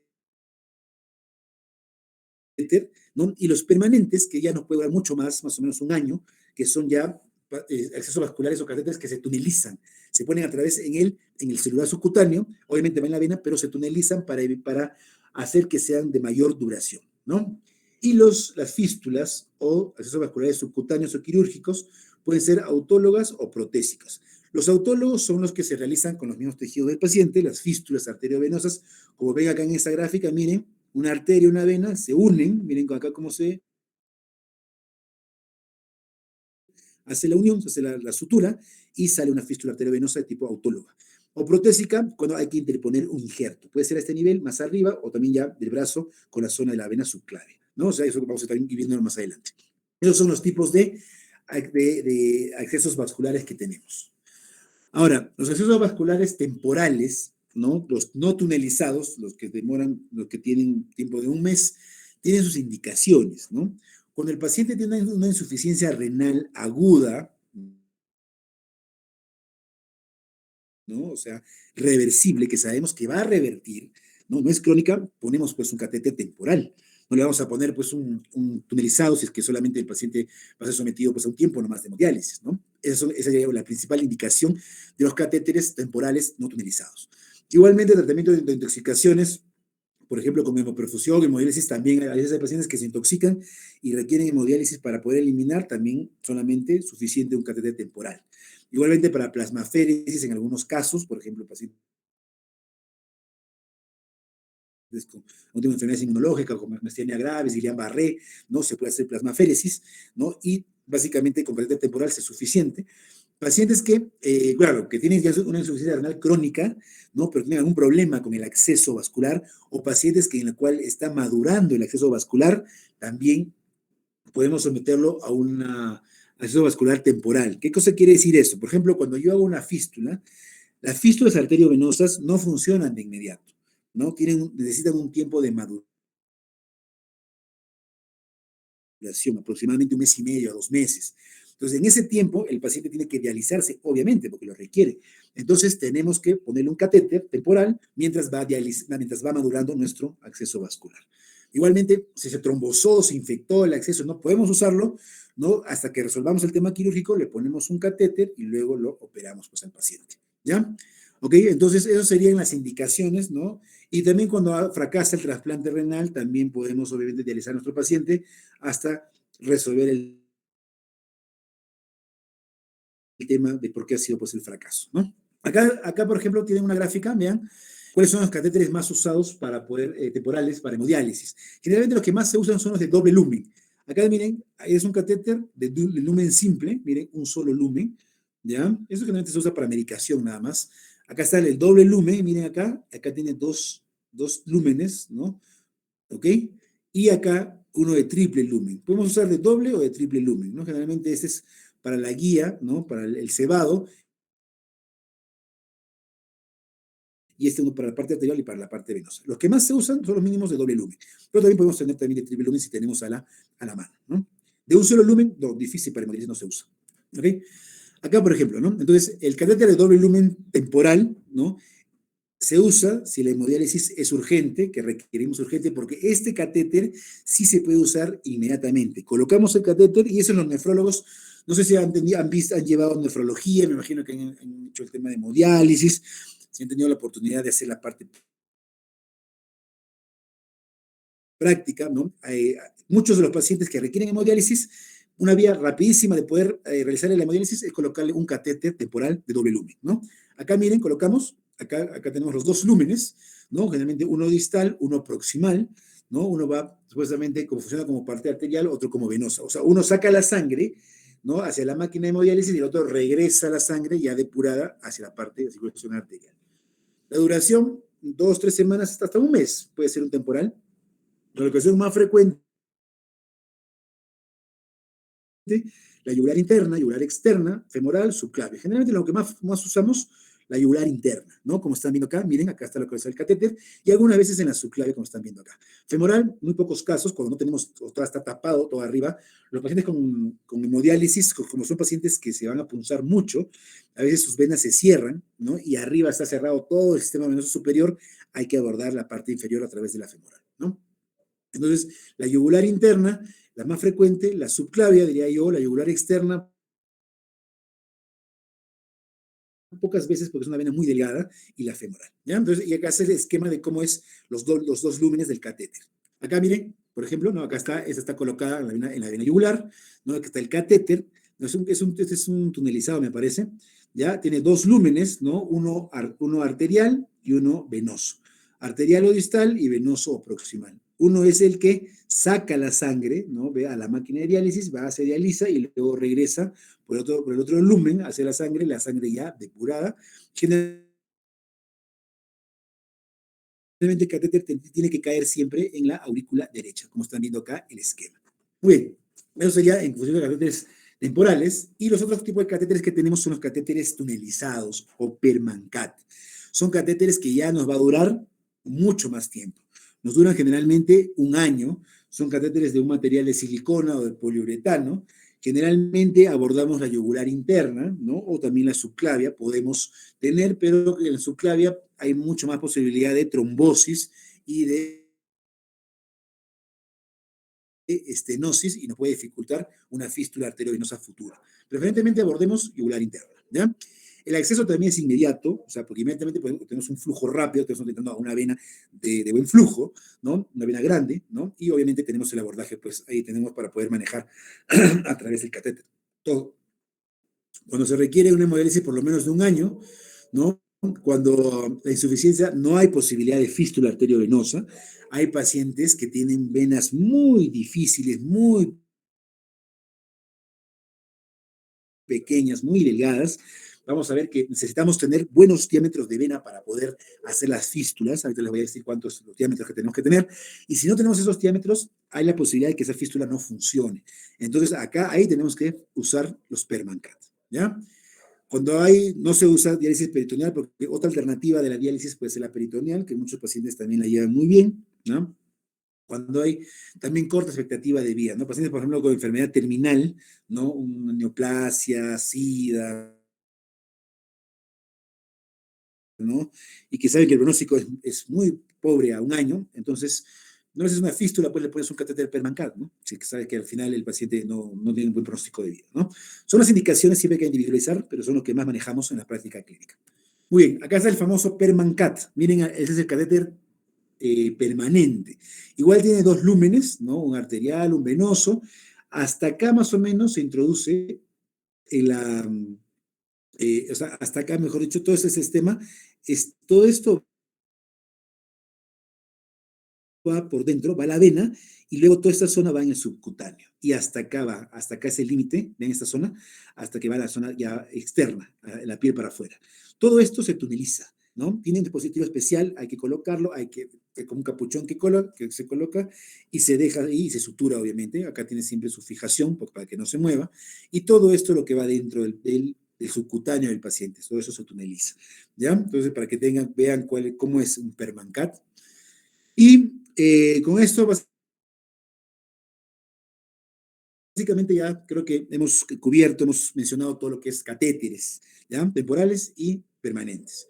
Ahora vamos, lo que más nos atañe a nosotros, porque ese tema generalmente lo hace más el nefrólogo. Nosotros vemos más la parte quirúrgica, el cirujano cardiovascular, y los accesos vasculares subcutáneos o fístulas arteriovenosas. ¿Qué es una fístula arteriovenosa? Vulgarmente, rápidamente hablando, es una comunicación entre una arteria y una vena que uno hace desde el punto de vista quirúrgico. Es algo que no, eso yo les explico a los pacientes, ¿ya? Y también les explico a ustedes para que sepan. Es algo que no debería haber, o sea, la fístula no existe en nuestro cuerpo. Si existe, ¿no? Porque también hay fístulas, por ejemplo, traumáticas, fístulas iatrogénicas, como están viendo acá más abajo. Si existe la fístula, es algo anormal que va a provocar una molestia al paciente. Yo he tenido pacientes con fístulas, a veces post-procedimiento, post-cateterismo o traumáticas, que la arteria y la vena provoca una sobrecarga en la parte venosa, es muy incómoda, te puede provocar esta isquemia, ¿no? Entonces, no es algo normal. Y por eso hay que explicarle muy bien al paciente antes de realizar la fístula que le va a dar una molestia, se le va a hinchar el brazo, va a tener como adormecimiento, le puede provocar un poco de flujo, de quitar el flujo a la zona distal, ¿no? Para que el paciente vaya entendiendo cómo va a ser su desarrollo. Pero que es necesario hacerla, ¿por qué? Porque tenemos un fin terapéutico, que es hacer en este caso la hemodiálisis, ¿ya? Muy bien, entonces eso siempre tenemos que tener en cuenta, ¿ya? Para informar nosotros mismos, educarnos y educar a nuestros pacientes. Okay. La clasificación de fístulas, así rápidamente, congénitas, cuando nací con esto, las adquiridas, donde entraría pues acá las terapéuticas, que son acá para hemodiálisis, y las accidentales, ¿no? Las traumáticas, complicaciones quirúrgicas o iatrogénicas que ya les expliqué. Pero lo que nos atañe a nosotros son las terapéuticas para hemodiálisis, que pueden ser externas o internas, ¿no? Las externas son las que les había mencionado, la que desarrollaron Quinton y Scribner, que básicamente consistía en unir dos segmentos de un material de teflón, ¿no? Donde se introduce uno en la vena y uno en la arteria, ¿no? Y se continúa con un tubo de silástico en este caso, que sale al exterior. Es como tener una comunicación externa. Como podrán darse cuenta, pues no es muy adecuado, ¿no? Sobre todo en el tiempo, en el estilo de vida que tenemos. Imagínense que alguien tenga su sangre circulando por fuera, ¿no? Es muy peligroso, se puede arrancar, puede sangrar, se puede infectar, ¿no? Generalmente tiene indicaciones prácticamente no tiene, ahorita indicaciones, esas son las indicaciones que se tenía, ¿no? Para hemodiálisis inmediatas, con insuficiencia renal aguda, intoxicación, como parecidos a los catéteres temporales, se tenían las indicaciones. Plasmaféresis, pacientes que no tienen fístula, ¿no? Ni que tenemos tampoco diálisis peritoneal, se podría haber indicado, pero ya no se usa. Miren cómo acá les voy a, miren, este es el dispositivo, ¿no? A una arteria y va a una vena, a través de todo un sistema de acá, ¿no? Esto muy difícil, casi imposible en una persona que trabaja, hace una vida que tenga pues esto colocado todos los días, ¿no? Muy incómodo y muy riesgoso. Entonces prácticamente las fístulas externas no se usan, ¿no? Generalmente, bueno, duraban hasta 6 meses, ¿no? 13, 6 meses, pero tenían mucha complicación como lo que estamos viendo, infecciones, hemorragias, trombosis, arrancamiento, ¿no? Separación del conector, obviamente por eso no es muy adecuada, no está indicada en nuestros tiempos actuales, ¿no? Muy bien. Y lo que sí es se podría decir, el gol estándar para hemodiálisis de acceso vascular es la fístula arteriovenosa interna. Para eso, un poco recordar la historia, ya les había mencionado, Brescia y Cimino, en el año 1966, suturaron una vena superficial a una arteria próxima y luego al cabo de un tiempo vieron que la vena comenzó a dilatarse, a dilatarse, a dilatarse, ¿no? Y obviamente se arterializó, porque esa es la idea, que la vena se arterialice, y a través de esa vena fue posible hacerle una hemodiálisis, ¿no? Por eso la fístula arteriovenosa interna, desarrollada de esa manera, es de elección para una hemodiálisis indefinida. Es el mejor acceso vascular que podamos tener. ¿Cuál es el objetivo? Es arterializar una vena superficial, ya les he dicho. Conseguir una vena que tenga una buena exposición, un buen abordaje, arterializarla. Darle flujo alto, ¿no? Para que podamos hacer la hemodiálisis y sea de fácil acceso, ¿no? Por eso, generalmente, a través de ella se consigue pues, hacer todo lo que es el proceso de hemodiálisis, ¿ya? Muy bien, entonces, como ya les mencioné, este efecto no es inmediato. Uno hace la cirugía, ¿no? Por ejemplo, hoy día 8 de diciembre, y esa fístula yo la podré usar a partir recién de enero, de febrero, más o menos, ¿no? O sea, 1 o 2 meses, dependiendo de cómo evolucione, porque requiere un periodo de maduración. Después del periodo de maduración, la vena se va a arterializar, se va a dilatar y vamos a poder incluso palparla, incluso se palpa un tril, ¿ya? Eso es lo importante. Un tril es como una corriente que pasa por la turbulencia de los flujos, ¿no? Que se siente y nos indica que esa fístula está permeable, está funcionando, ¿ya? Muy bien, ¿cuáles son las indicaciones de la fístula arteriovenosa interna? Básicamente, la hemodiálisis periódica, o sea, la que se realiza siempre, constantemente, plasmaféresis, quimioterapia en algunos casos, pero la principal es la hemodiálisis que realizamos en los pacientes con insuficiencia renal crónica terminal.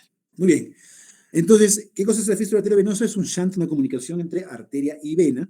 Se consigue un engrosamiento o arterialización de la pared venosa. Generalmente se tiene que resistir punciones repetitivas y suministra flujos altos. Lo mínimo, flujos de 250 mililitros por minuto, llegando a 500 o 600 ml por minuto. Flujos muy altos, flujos casi arteriales, pero obviamente en una vena superficial, ¿no? Entonces, eso es el objetivo de nuestra fístula arteriovenosa. Las ventajas son que son durables, o sea, que duran bastante en el tiempo. Una fístula tranquilamente puede durar 10, 15 años, ¿ya? Tiene baja tasa de falla secundaria. Vamos a ver lo que es fallas. Hay falla primaria y falla secundaria. Falla primaria es que nunca funcionó la fístula. O sea, hicimos la fístula y nunca funcionó, nunca desarrolló. Y falla secundaria es que funcionó y luego se tapó, dejó de funcionar, ¿no? Generalmente eso ya no es tema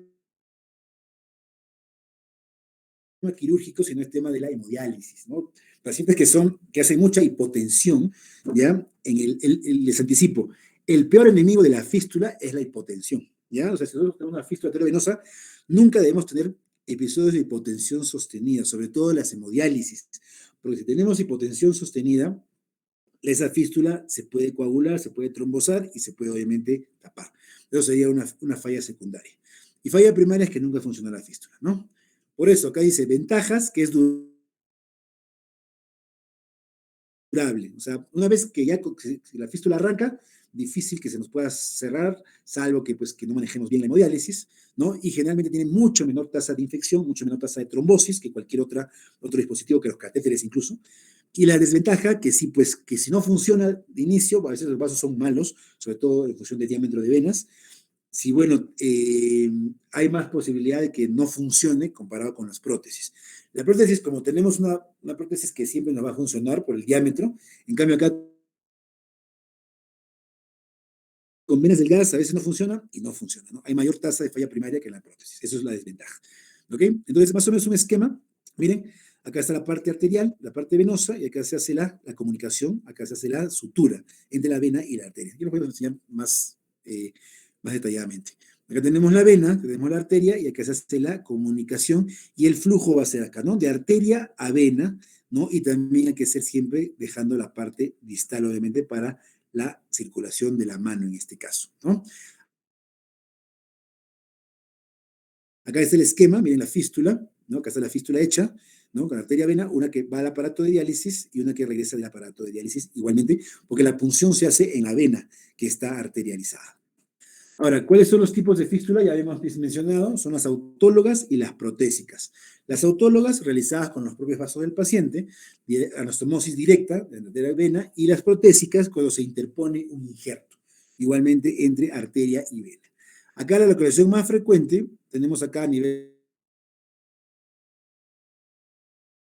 la fístula radiocefálica y tenemos la fístula humerocefálica a nivel del pliegue de codo, ¿ya?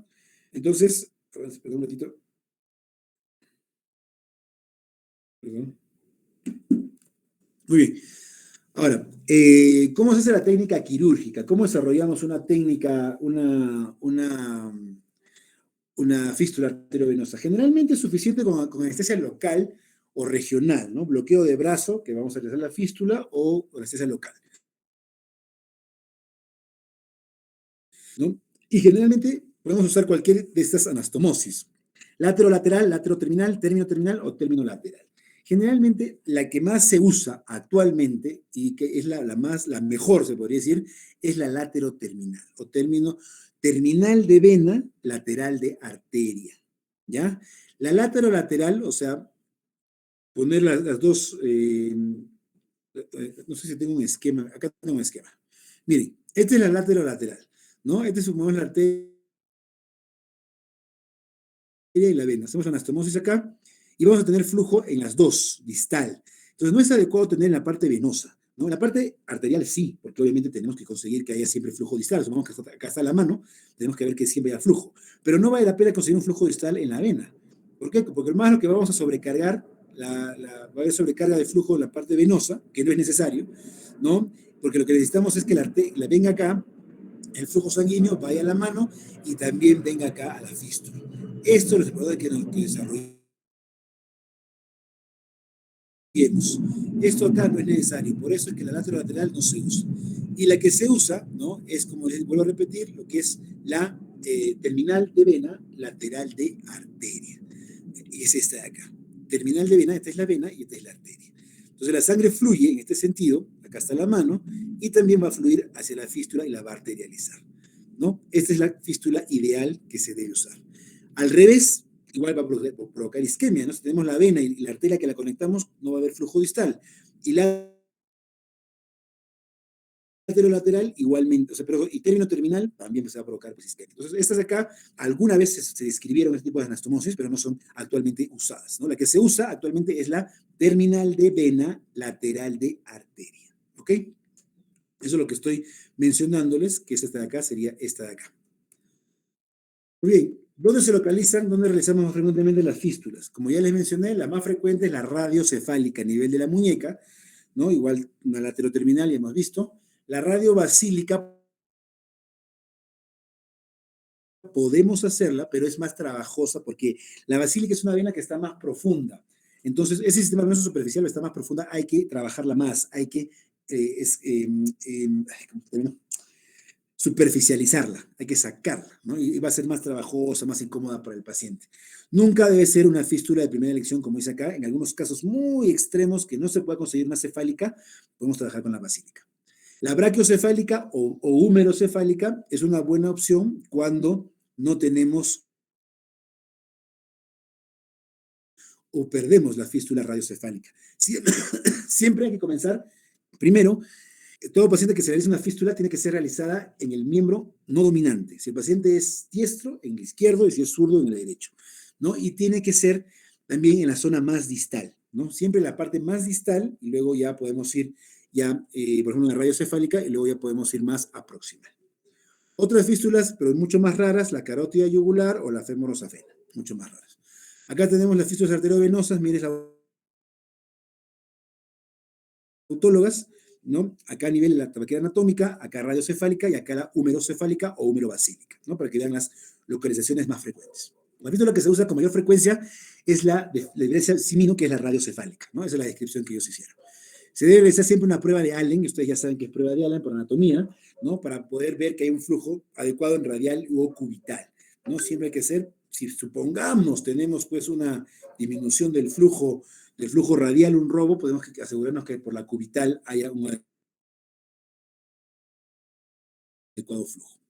Importante siempre evaluar, mejor dicho, al paciente previamente, ¿ya? ver si el paciente es diabético, tiene vasculitis, sobre todo para ver cuáles son los vasos. Hacer un ecodoppler venoso o arterial es importantísimo para evaluar los diámetros. Hay diámetros estándar que tenemos que manejar para que nuestra fístula funcione. Y generalmente se inicia en miembros no dominantes, ¿no? La primera elección es la fístula radiocefálica, y acá lo que les decía, ¿no? Tenemos que hacer un ecodoppler venoso, ecodoppler arterial, ¿ya? Donde debemos tener un vaso, ¿no? En venas, un diámetro de vena más de 2.5 milímetros, ¿ya? Y generalmente venas que no tengan estenosis segmentarias, que tengan una adecuada continuidad en el al sistema profundo del brazo, que no haya trombosis ni estenosis en esa vena, tiene que ser una vena permeable y que mida como mínimo 2.5 milímetros. Y la arteria, mínimo 2 milímetros, ¿no? Como mínimo de diámetro. Esos son mínimos, ¿no? O sea, si tenemos una vena de 3, de 4, excelente. Tenemos una arteria de 2.5, de 3, excelente. Pero si tenemos una vena, sobre todo en las venas, ese es el problema, de 1.5, 1.8, hay que pensarlo muy bien para hacer una fístula o en todo caso considerar el otro brazo o considerar colocar un injerto. Porque lo más probable es que tenemos una de menos de 2.5 que no nos vaya muy bien con esa fístula y podemos provocar una falla primaria. Muy bien, eso es en cuestión de diámetros. Acá tienen un esquema de cómo estamos disecando, acá a nivel de la muñeca, disecamos, miren, hasta la arteria, está la vena, ¿no? Disecada, siempre primero se diseca primero la vena, ¿no? Para ver cuáles son las características, luego se abre la vena, acá se dilata, miren, acá tiene una jeringa, miren acá en la mano, introducimos un boca dentro de la vena, insuflamos cloruro de sodio para dilatarla, hay que dilatar la vena, y una vez que está dilatada, como procedemos ya a la anastomosis en sí, ¿no? Acá estamos haciendo la anastomosis, ¿no? Acá, y miren cómo queda, ¿no? Miren cómo quedó la anastomosis, ¿no? Realizada, acá está la vena, acá está la arteria, suturada. ¿Ok? Acá igualmente anestesia local con silocaína, acá es a nivel del brazo, ¿no? A nivel de la flexura del codo. Anestesia local, acá sí la incisión en flexura del codo es una incisión transversa para poder tener campo, espacio, para poder secar tanto la arteria como la vena. Acá igual, miren, tenemos la arteria, tenemos la vena disecada, esta es la arteria, esta es la vena, vena dilatada. Más o menos la podemos poner en paralelo para suturar, ¿no? La técnica quirúrgica podemos suturar la lateral. Y cuando acabamos, ligamos la parte distal de la vena y la convertimos en una terminolateral, como les he mencionado. Acá están los dos vasos reparados. Siempre su cirugía vascular tiene que ser reparado, ¿no? O sea, reparar los vasos bien, disecarlos, o sea, sacarle toda su grasa, esqueletizarlos y repararlos de forma adecuada. Una vez que estamos acá, disección, reparación de la vena arteria, preparamos la vena. Miren acá este catéter con cloruro de sodio, ¿no? Se introduce dentro de la vena, se insufla, se dilata, y luego se procede disección en bisel de la vena y luego se comienza a hacer la anastomosis. La anastomosis se hace con una estructura vascular de polipropileno, generalmente 6,0 o 7,0, de acuerdo al diámetro de la vena, ¿no? Acá, miren cómo se abre en bisel la venita, cómo se abre en bisel, es como una boquita, como una cobrita, ¿no? Y se anastomosa a la arteria.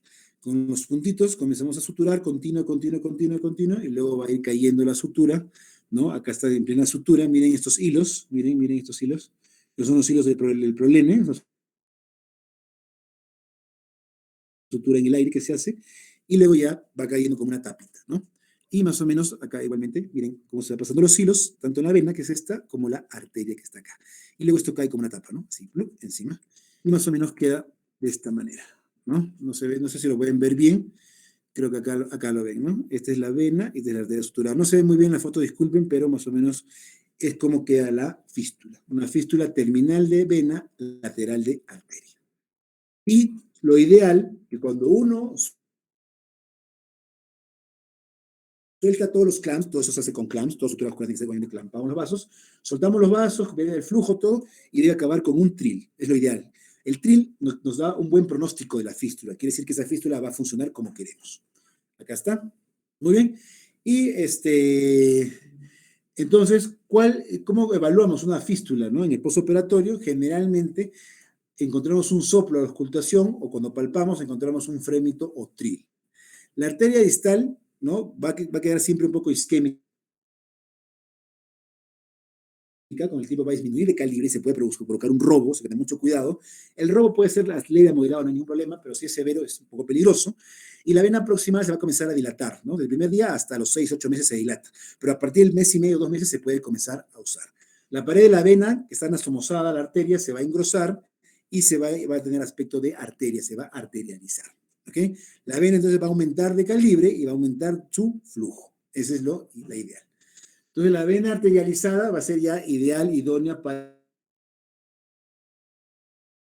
una hemodiálisis. La maduración aproximadamente, como dije, dura de 4 a 6 semanas. Una buena fístula interna debe tener una buena dilatación venosa, no debe haber isquemia distal importante, no debe haber hipertensión venosa distal, por eso es que se liga, se liga a la zona distal, o se hace una anastomosis terminal de vena lateral de arteria, ni debe provocar hiperflujo y dificultad de retorno venoso, ¿no? Esas son las características que debe tener una buena fístula para conseguir un éxito adecuado en la hemodiálisis y evitar alguna,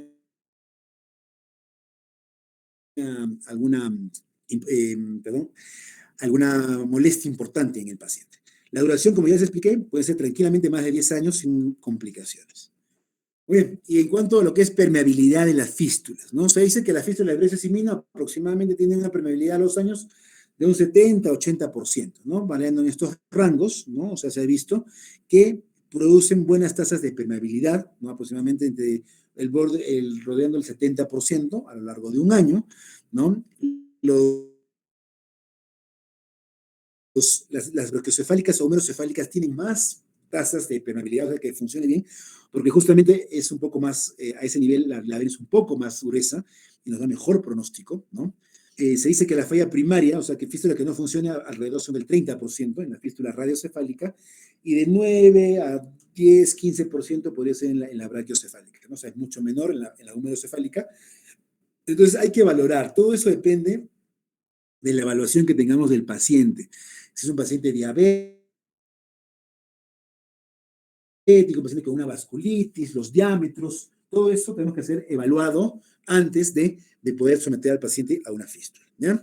Igualmente podemos hacer lo que me voy al término, la transposición de la vena basílica, ¿no? También tiene unas tasas de permeabilidad aceptables, pero es mucho más trabajosa y puede dar más complicaciones postoperatorias inmediatas.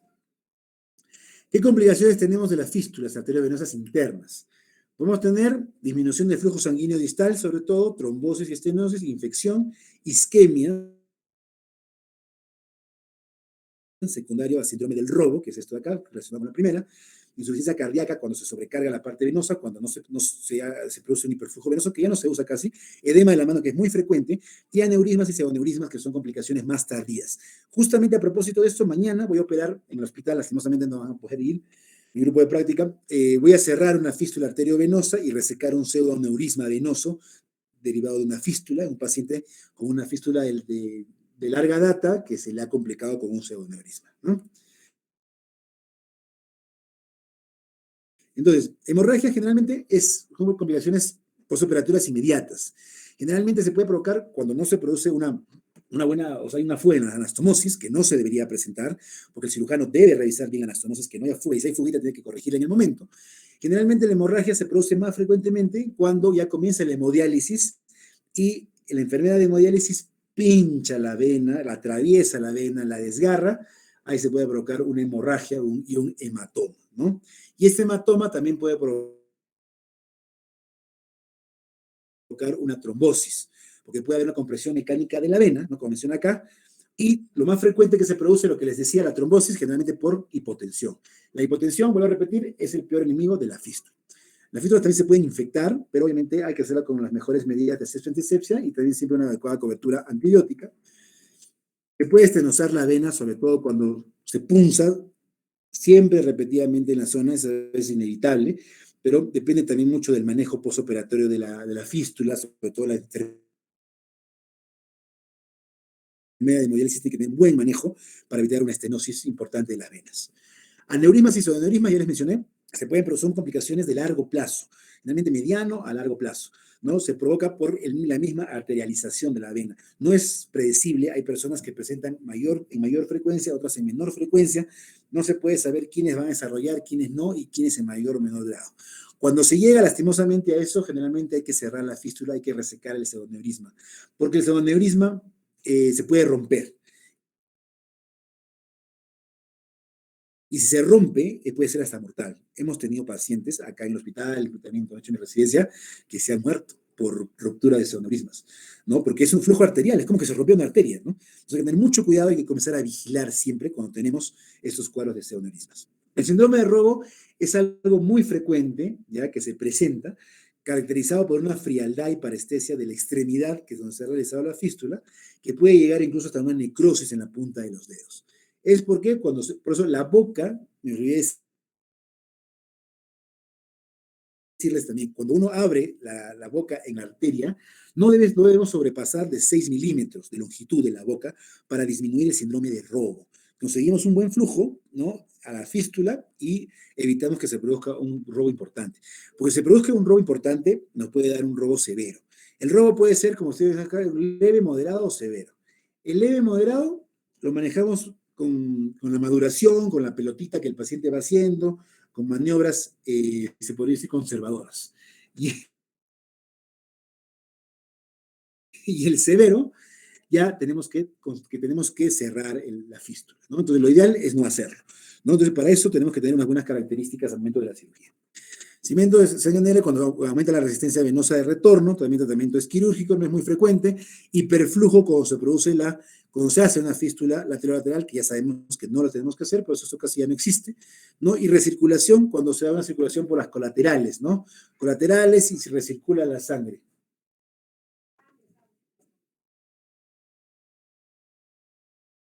Ya.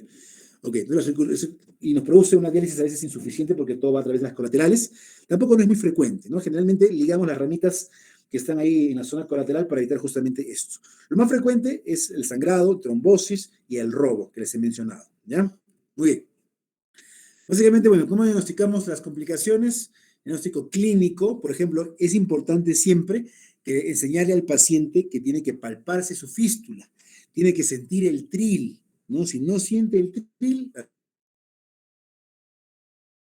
lastimosamente es un signo de que esa fístula no está buena, que está mala, se puede estar cerrando, se puede estar trombosando, se puede trombosar la fístula, ¿no? Entonces, esa es una versión clínica, es importantísimo. Obviamente, la fistulografía que se hace o arteriografía de la fístula, el ecodoppler, que es fundamental igualmente acá también para poder ver los flujos, y los exámenes, ¿no? Ya terapéuticos también, por ejemplo, cuando se estenosa, ¿no? Podemos hacer dilatación, colocar stents para rescatar las fístulas, todo eso de acuerdo, sobre todo en estenosis de venas, todo de acuerdo, obviamente, al cuadro clínico que tengamos en la fístula. ¿Cómo cuidamos una fístula? ¿Cuáles son los cuidados más o menos? Ya les he estado mencionando, pero vamos acá a recalcarlos. En el postoperatorio, siempre decir al paciente que eleve el brazo para evitar un edema importante, aproximadamente 24 a 48 horas. Hay que observar los apósitos, que no haya mucho sangrado, obviamente. Hay que ocultar el soplo o tril y palparlo igualmente, y usar la fístula cuando recién esté arterializada. ¿Cómo tenemos que cuidados en el manejo, sobre todo este manejo de enfermería? Elegir bien el punto de la punción, ¿no? Generalmente hay que separar, porque son dos agujas que se insertan,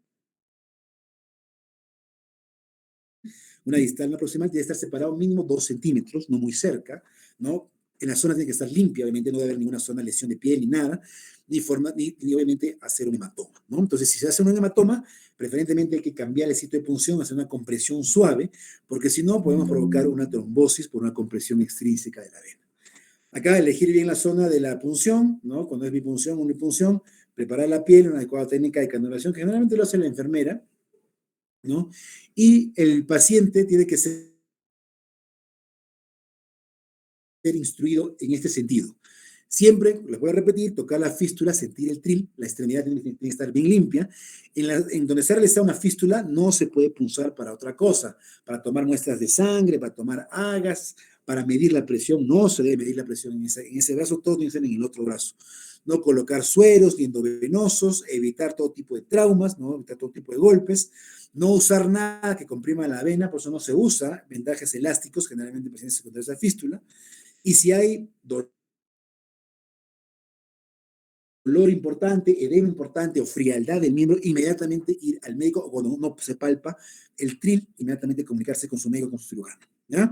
Aplicar una crema humectante porque puede haber siempre una resequedad de la piel por todos los cambios que se producen, mantener una piel limpia e hidratada siempre en el miembro superior, perdón, donde se ha realizado la fístula.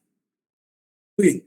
Entonces, eso es en cuanto a fístulas autólogas. Y acá vamos a ver las fístulas protésicas, ¿no? Que básicamente es utilizar una prótesis, un injerto, para lograr una comunicación entre la arteria y la vena.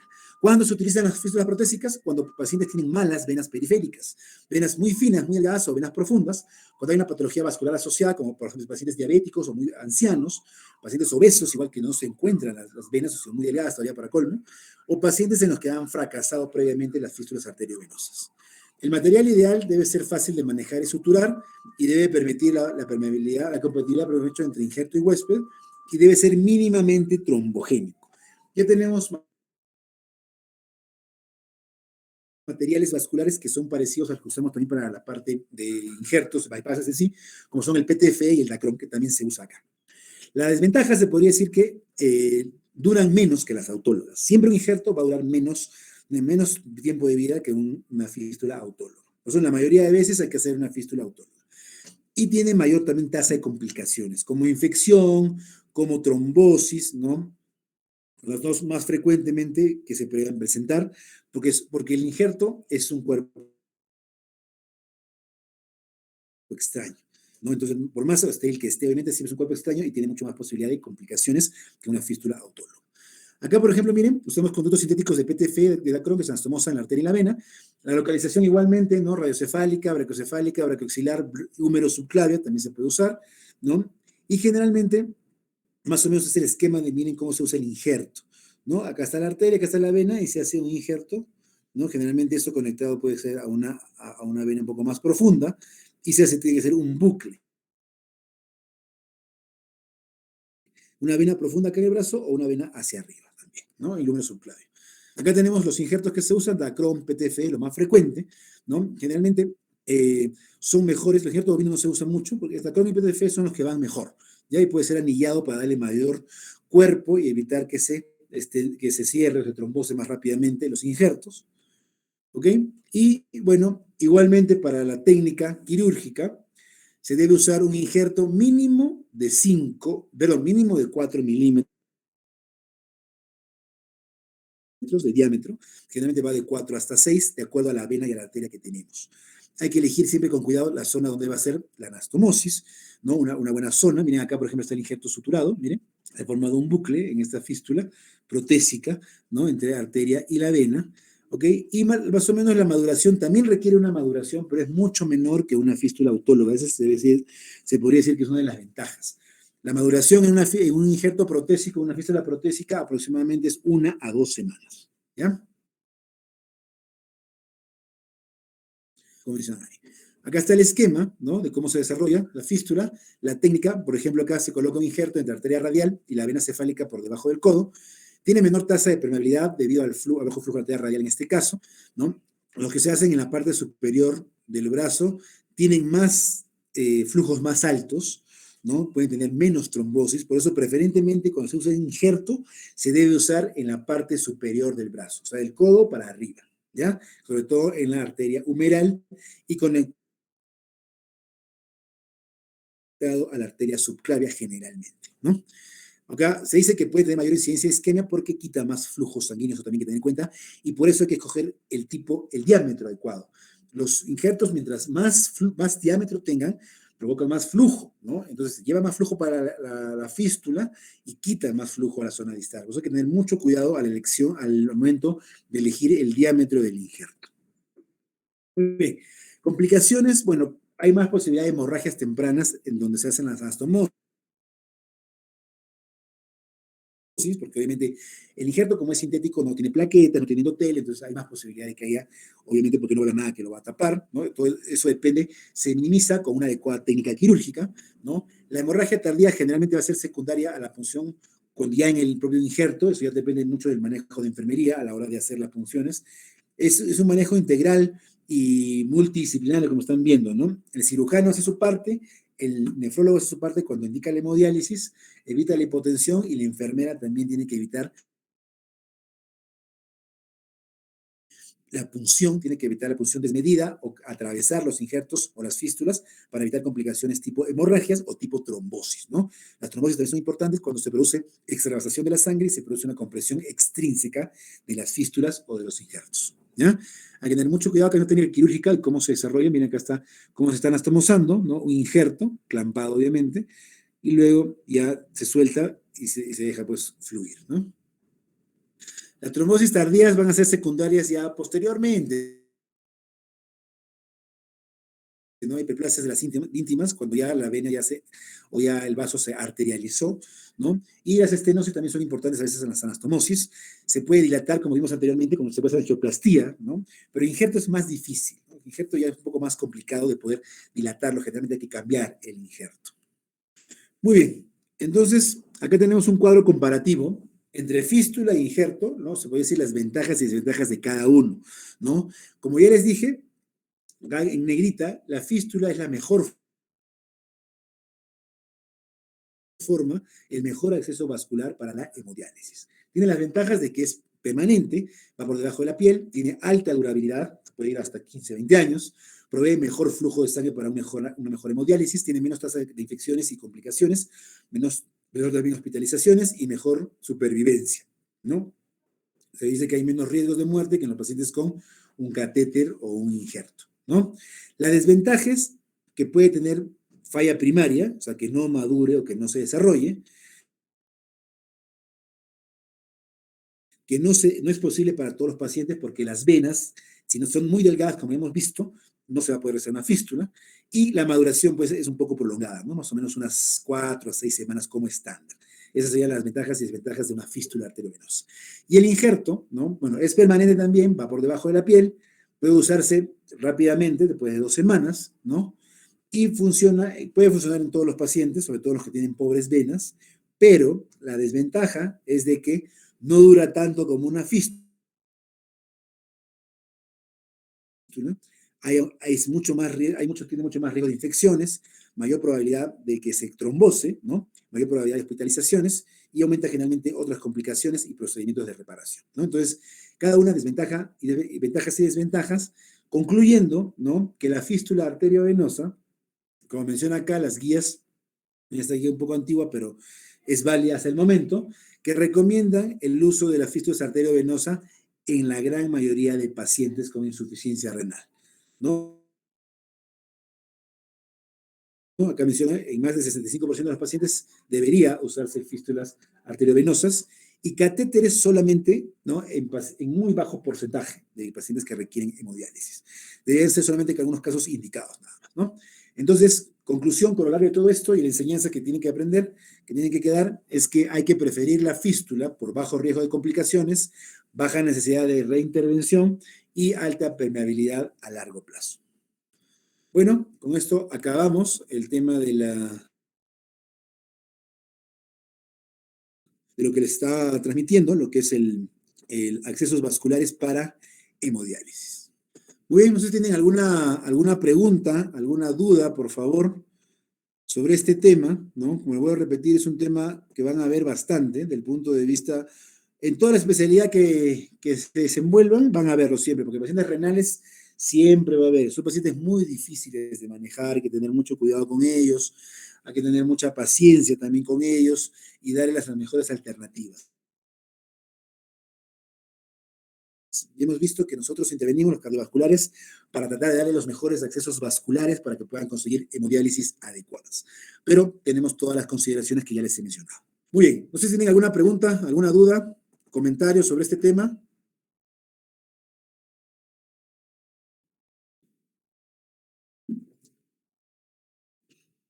Muy bien, bueno, ojalá pues aquí haya podido quedar claro, ¿ya?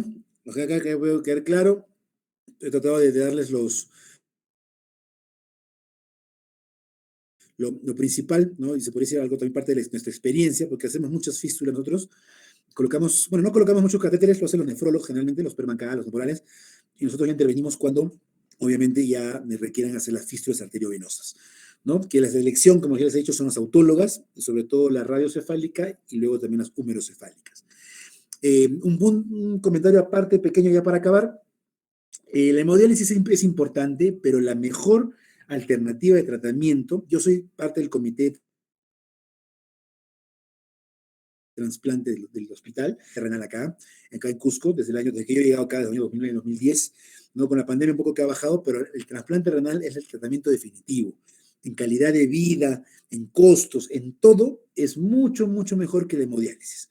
Por eso ustedes también desde ahora, y creo que es mi labor también como docente, decirles, explicarles y concientizar que el trasplante es, porque hay muchos tabúes sobre el trasplante, hay mucha negativa sobre donación. Ustedes que ya están, que ya son, pues prácticamente están en el mundo médico, educar mucho a sus familiares, a sus amistades, ¿no? La cultura de donación en nuestro país es muy baja, lastimosamente, y tenemos que aumentarla. Es 2 por millón, ¿no? Que debería ser en países como Uruguay, acaso es de 20, y en España es de 40, 50 por millón, que es el país que tiene más alta tasa de donación a nivel mundial, ¿no? Debería ser mucho más porque no sé si alguno de ustedes tiene algún familiar, algún conocido, amistad, que esté en una hemodiálisis, que esté en una insuficiencia renal. Es algo bastante penoso, es bien complicado. Yo les comento algo muy cercano, mi suegro, ¿no? El papá de mi esposa, bueno, ya falleció el año pasado, él se dializaba, ¿no? Y terrible, ¿no? Para mi esposa, para su familia, ¿no? O sea, la calidad de vida es bastante complicado. Son pacientes que, uy, tienen complicaciones de una cosa a otra cosa. La parte vascular, ni qué decir, se les estenosa las venas, hay que estar haciéndole fístulas, bien complicadas, muy, muy, muy venida a menos en pacientes con hemodiálisis. Y si tenemos una alternativa, como es el trasplante, que nos va a ayudar a superar esto, definitivamente es mucho mejor realizarlo. Si alguno de ustedes ha vivido de cerca o tiene de cerca algún familiar, alguna amistad con una insuficiencia renal en hemodiálisis, siempre digan el tema del trasplante, eduquen en eso. Si tienen seguro, con mayor razón, que busquen a su nefrólogo, que me busquen a mí, ¿no? Para poder integrarlos al programa de trasplante y tratar de lo más pronto posible, ¿no? Porque es un trabajo, creo que de todos, ¿no? Hay pacientes que a veces no saben, ¿no? Muchos de los pacientes a veces que yo les hago fístulas no saben ni siquiera el trasplante, ¿no? Quizás ahí hemos dicho también con los nefrólogos que tenemos que educar mucho más en ese sentido, porque el trasplante es una alternativa muy, muy importante. Hay trasplante de donante vivo también, cuando hay un donante vivo relacionado, sería muy importante, y si no cadavérico, ¿no? O sea, pero aumentar la tasa de donación. Nuestro país es muy baja. Yo sé que por problemas culturales, problemas, ¿no? Es muy baja la tasa de donación y tenemos que tratar de aumentarla. Y yo creo que desde ustedes que están ya iniciando en el mundo médico, ¿no? Y muchos de ustedes, me imagino que algunos van a ver temas relacionados con trasplante, si van a ser nefrólogos, van a ser cardiólogos, cirujanos, vamos a estar en este mundo, ¿no? Es una alternativa muy interesante y muy promisoria al futuro, ¿no? Bueno, quería comentarles esto porque es lo que trabajamos y a propósito de este tema que es la insuficiencia renal crónica, que de por sí también es muy frecuente en nuestro medio. No solo en el Perú, tenemos. Ok, si no tienen mayores preguntas, espero que haya quedado claro el tema. Y si es así, entonces ya quedamos para la siguiente clase. Si no tienen ningún comentario, ya nos despedimos y ya coordino con Adriana y con todos ustedes cuándo podemos, por favor, los que van a desarrollar el tema de patología isquémica coronaria, cardíaca, les he mandado lo que tienen que reforzar, por favor, traten de enviármelo hoy día. No creo que podamos hacer clase hoy día, de verdad, se me ha complicado el día, no creo. Y buscaremos un espacio, mañana tengo cirugía en la tarde, pues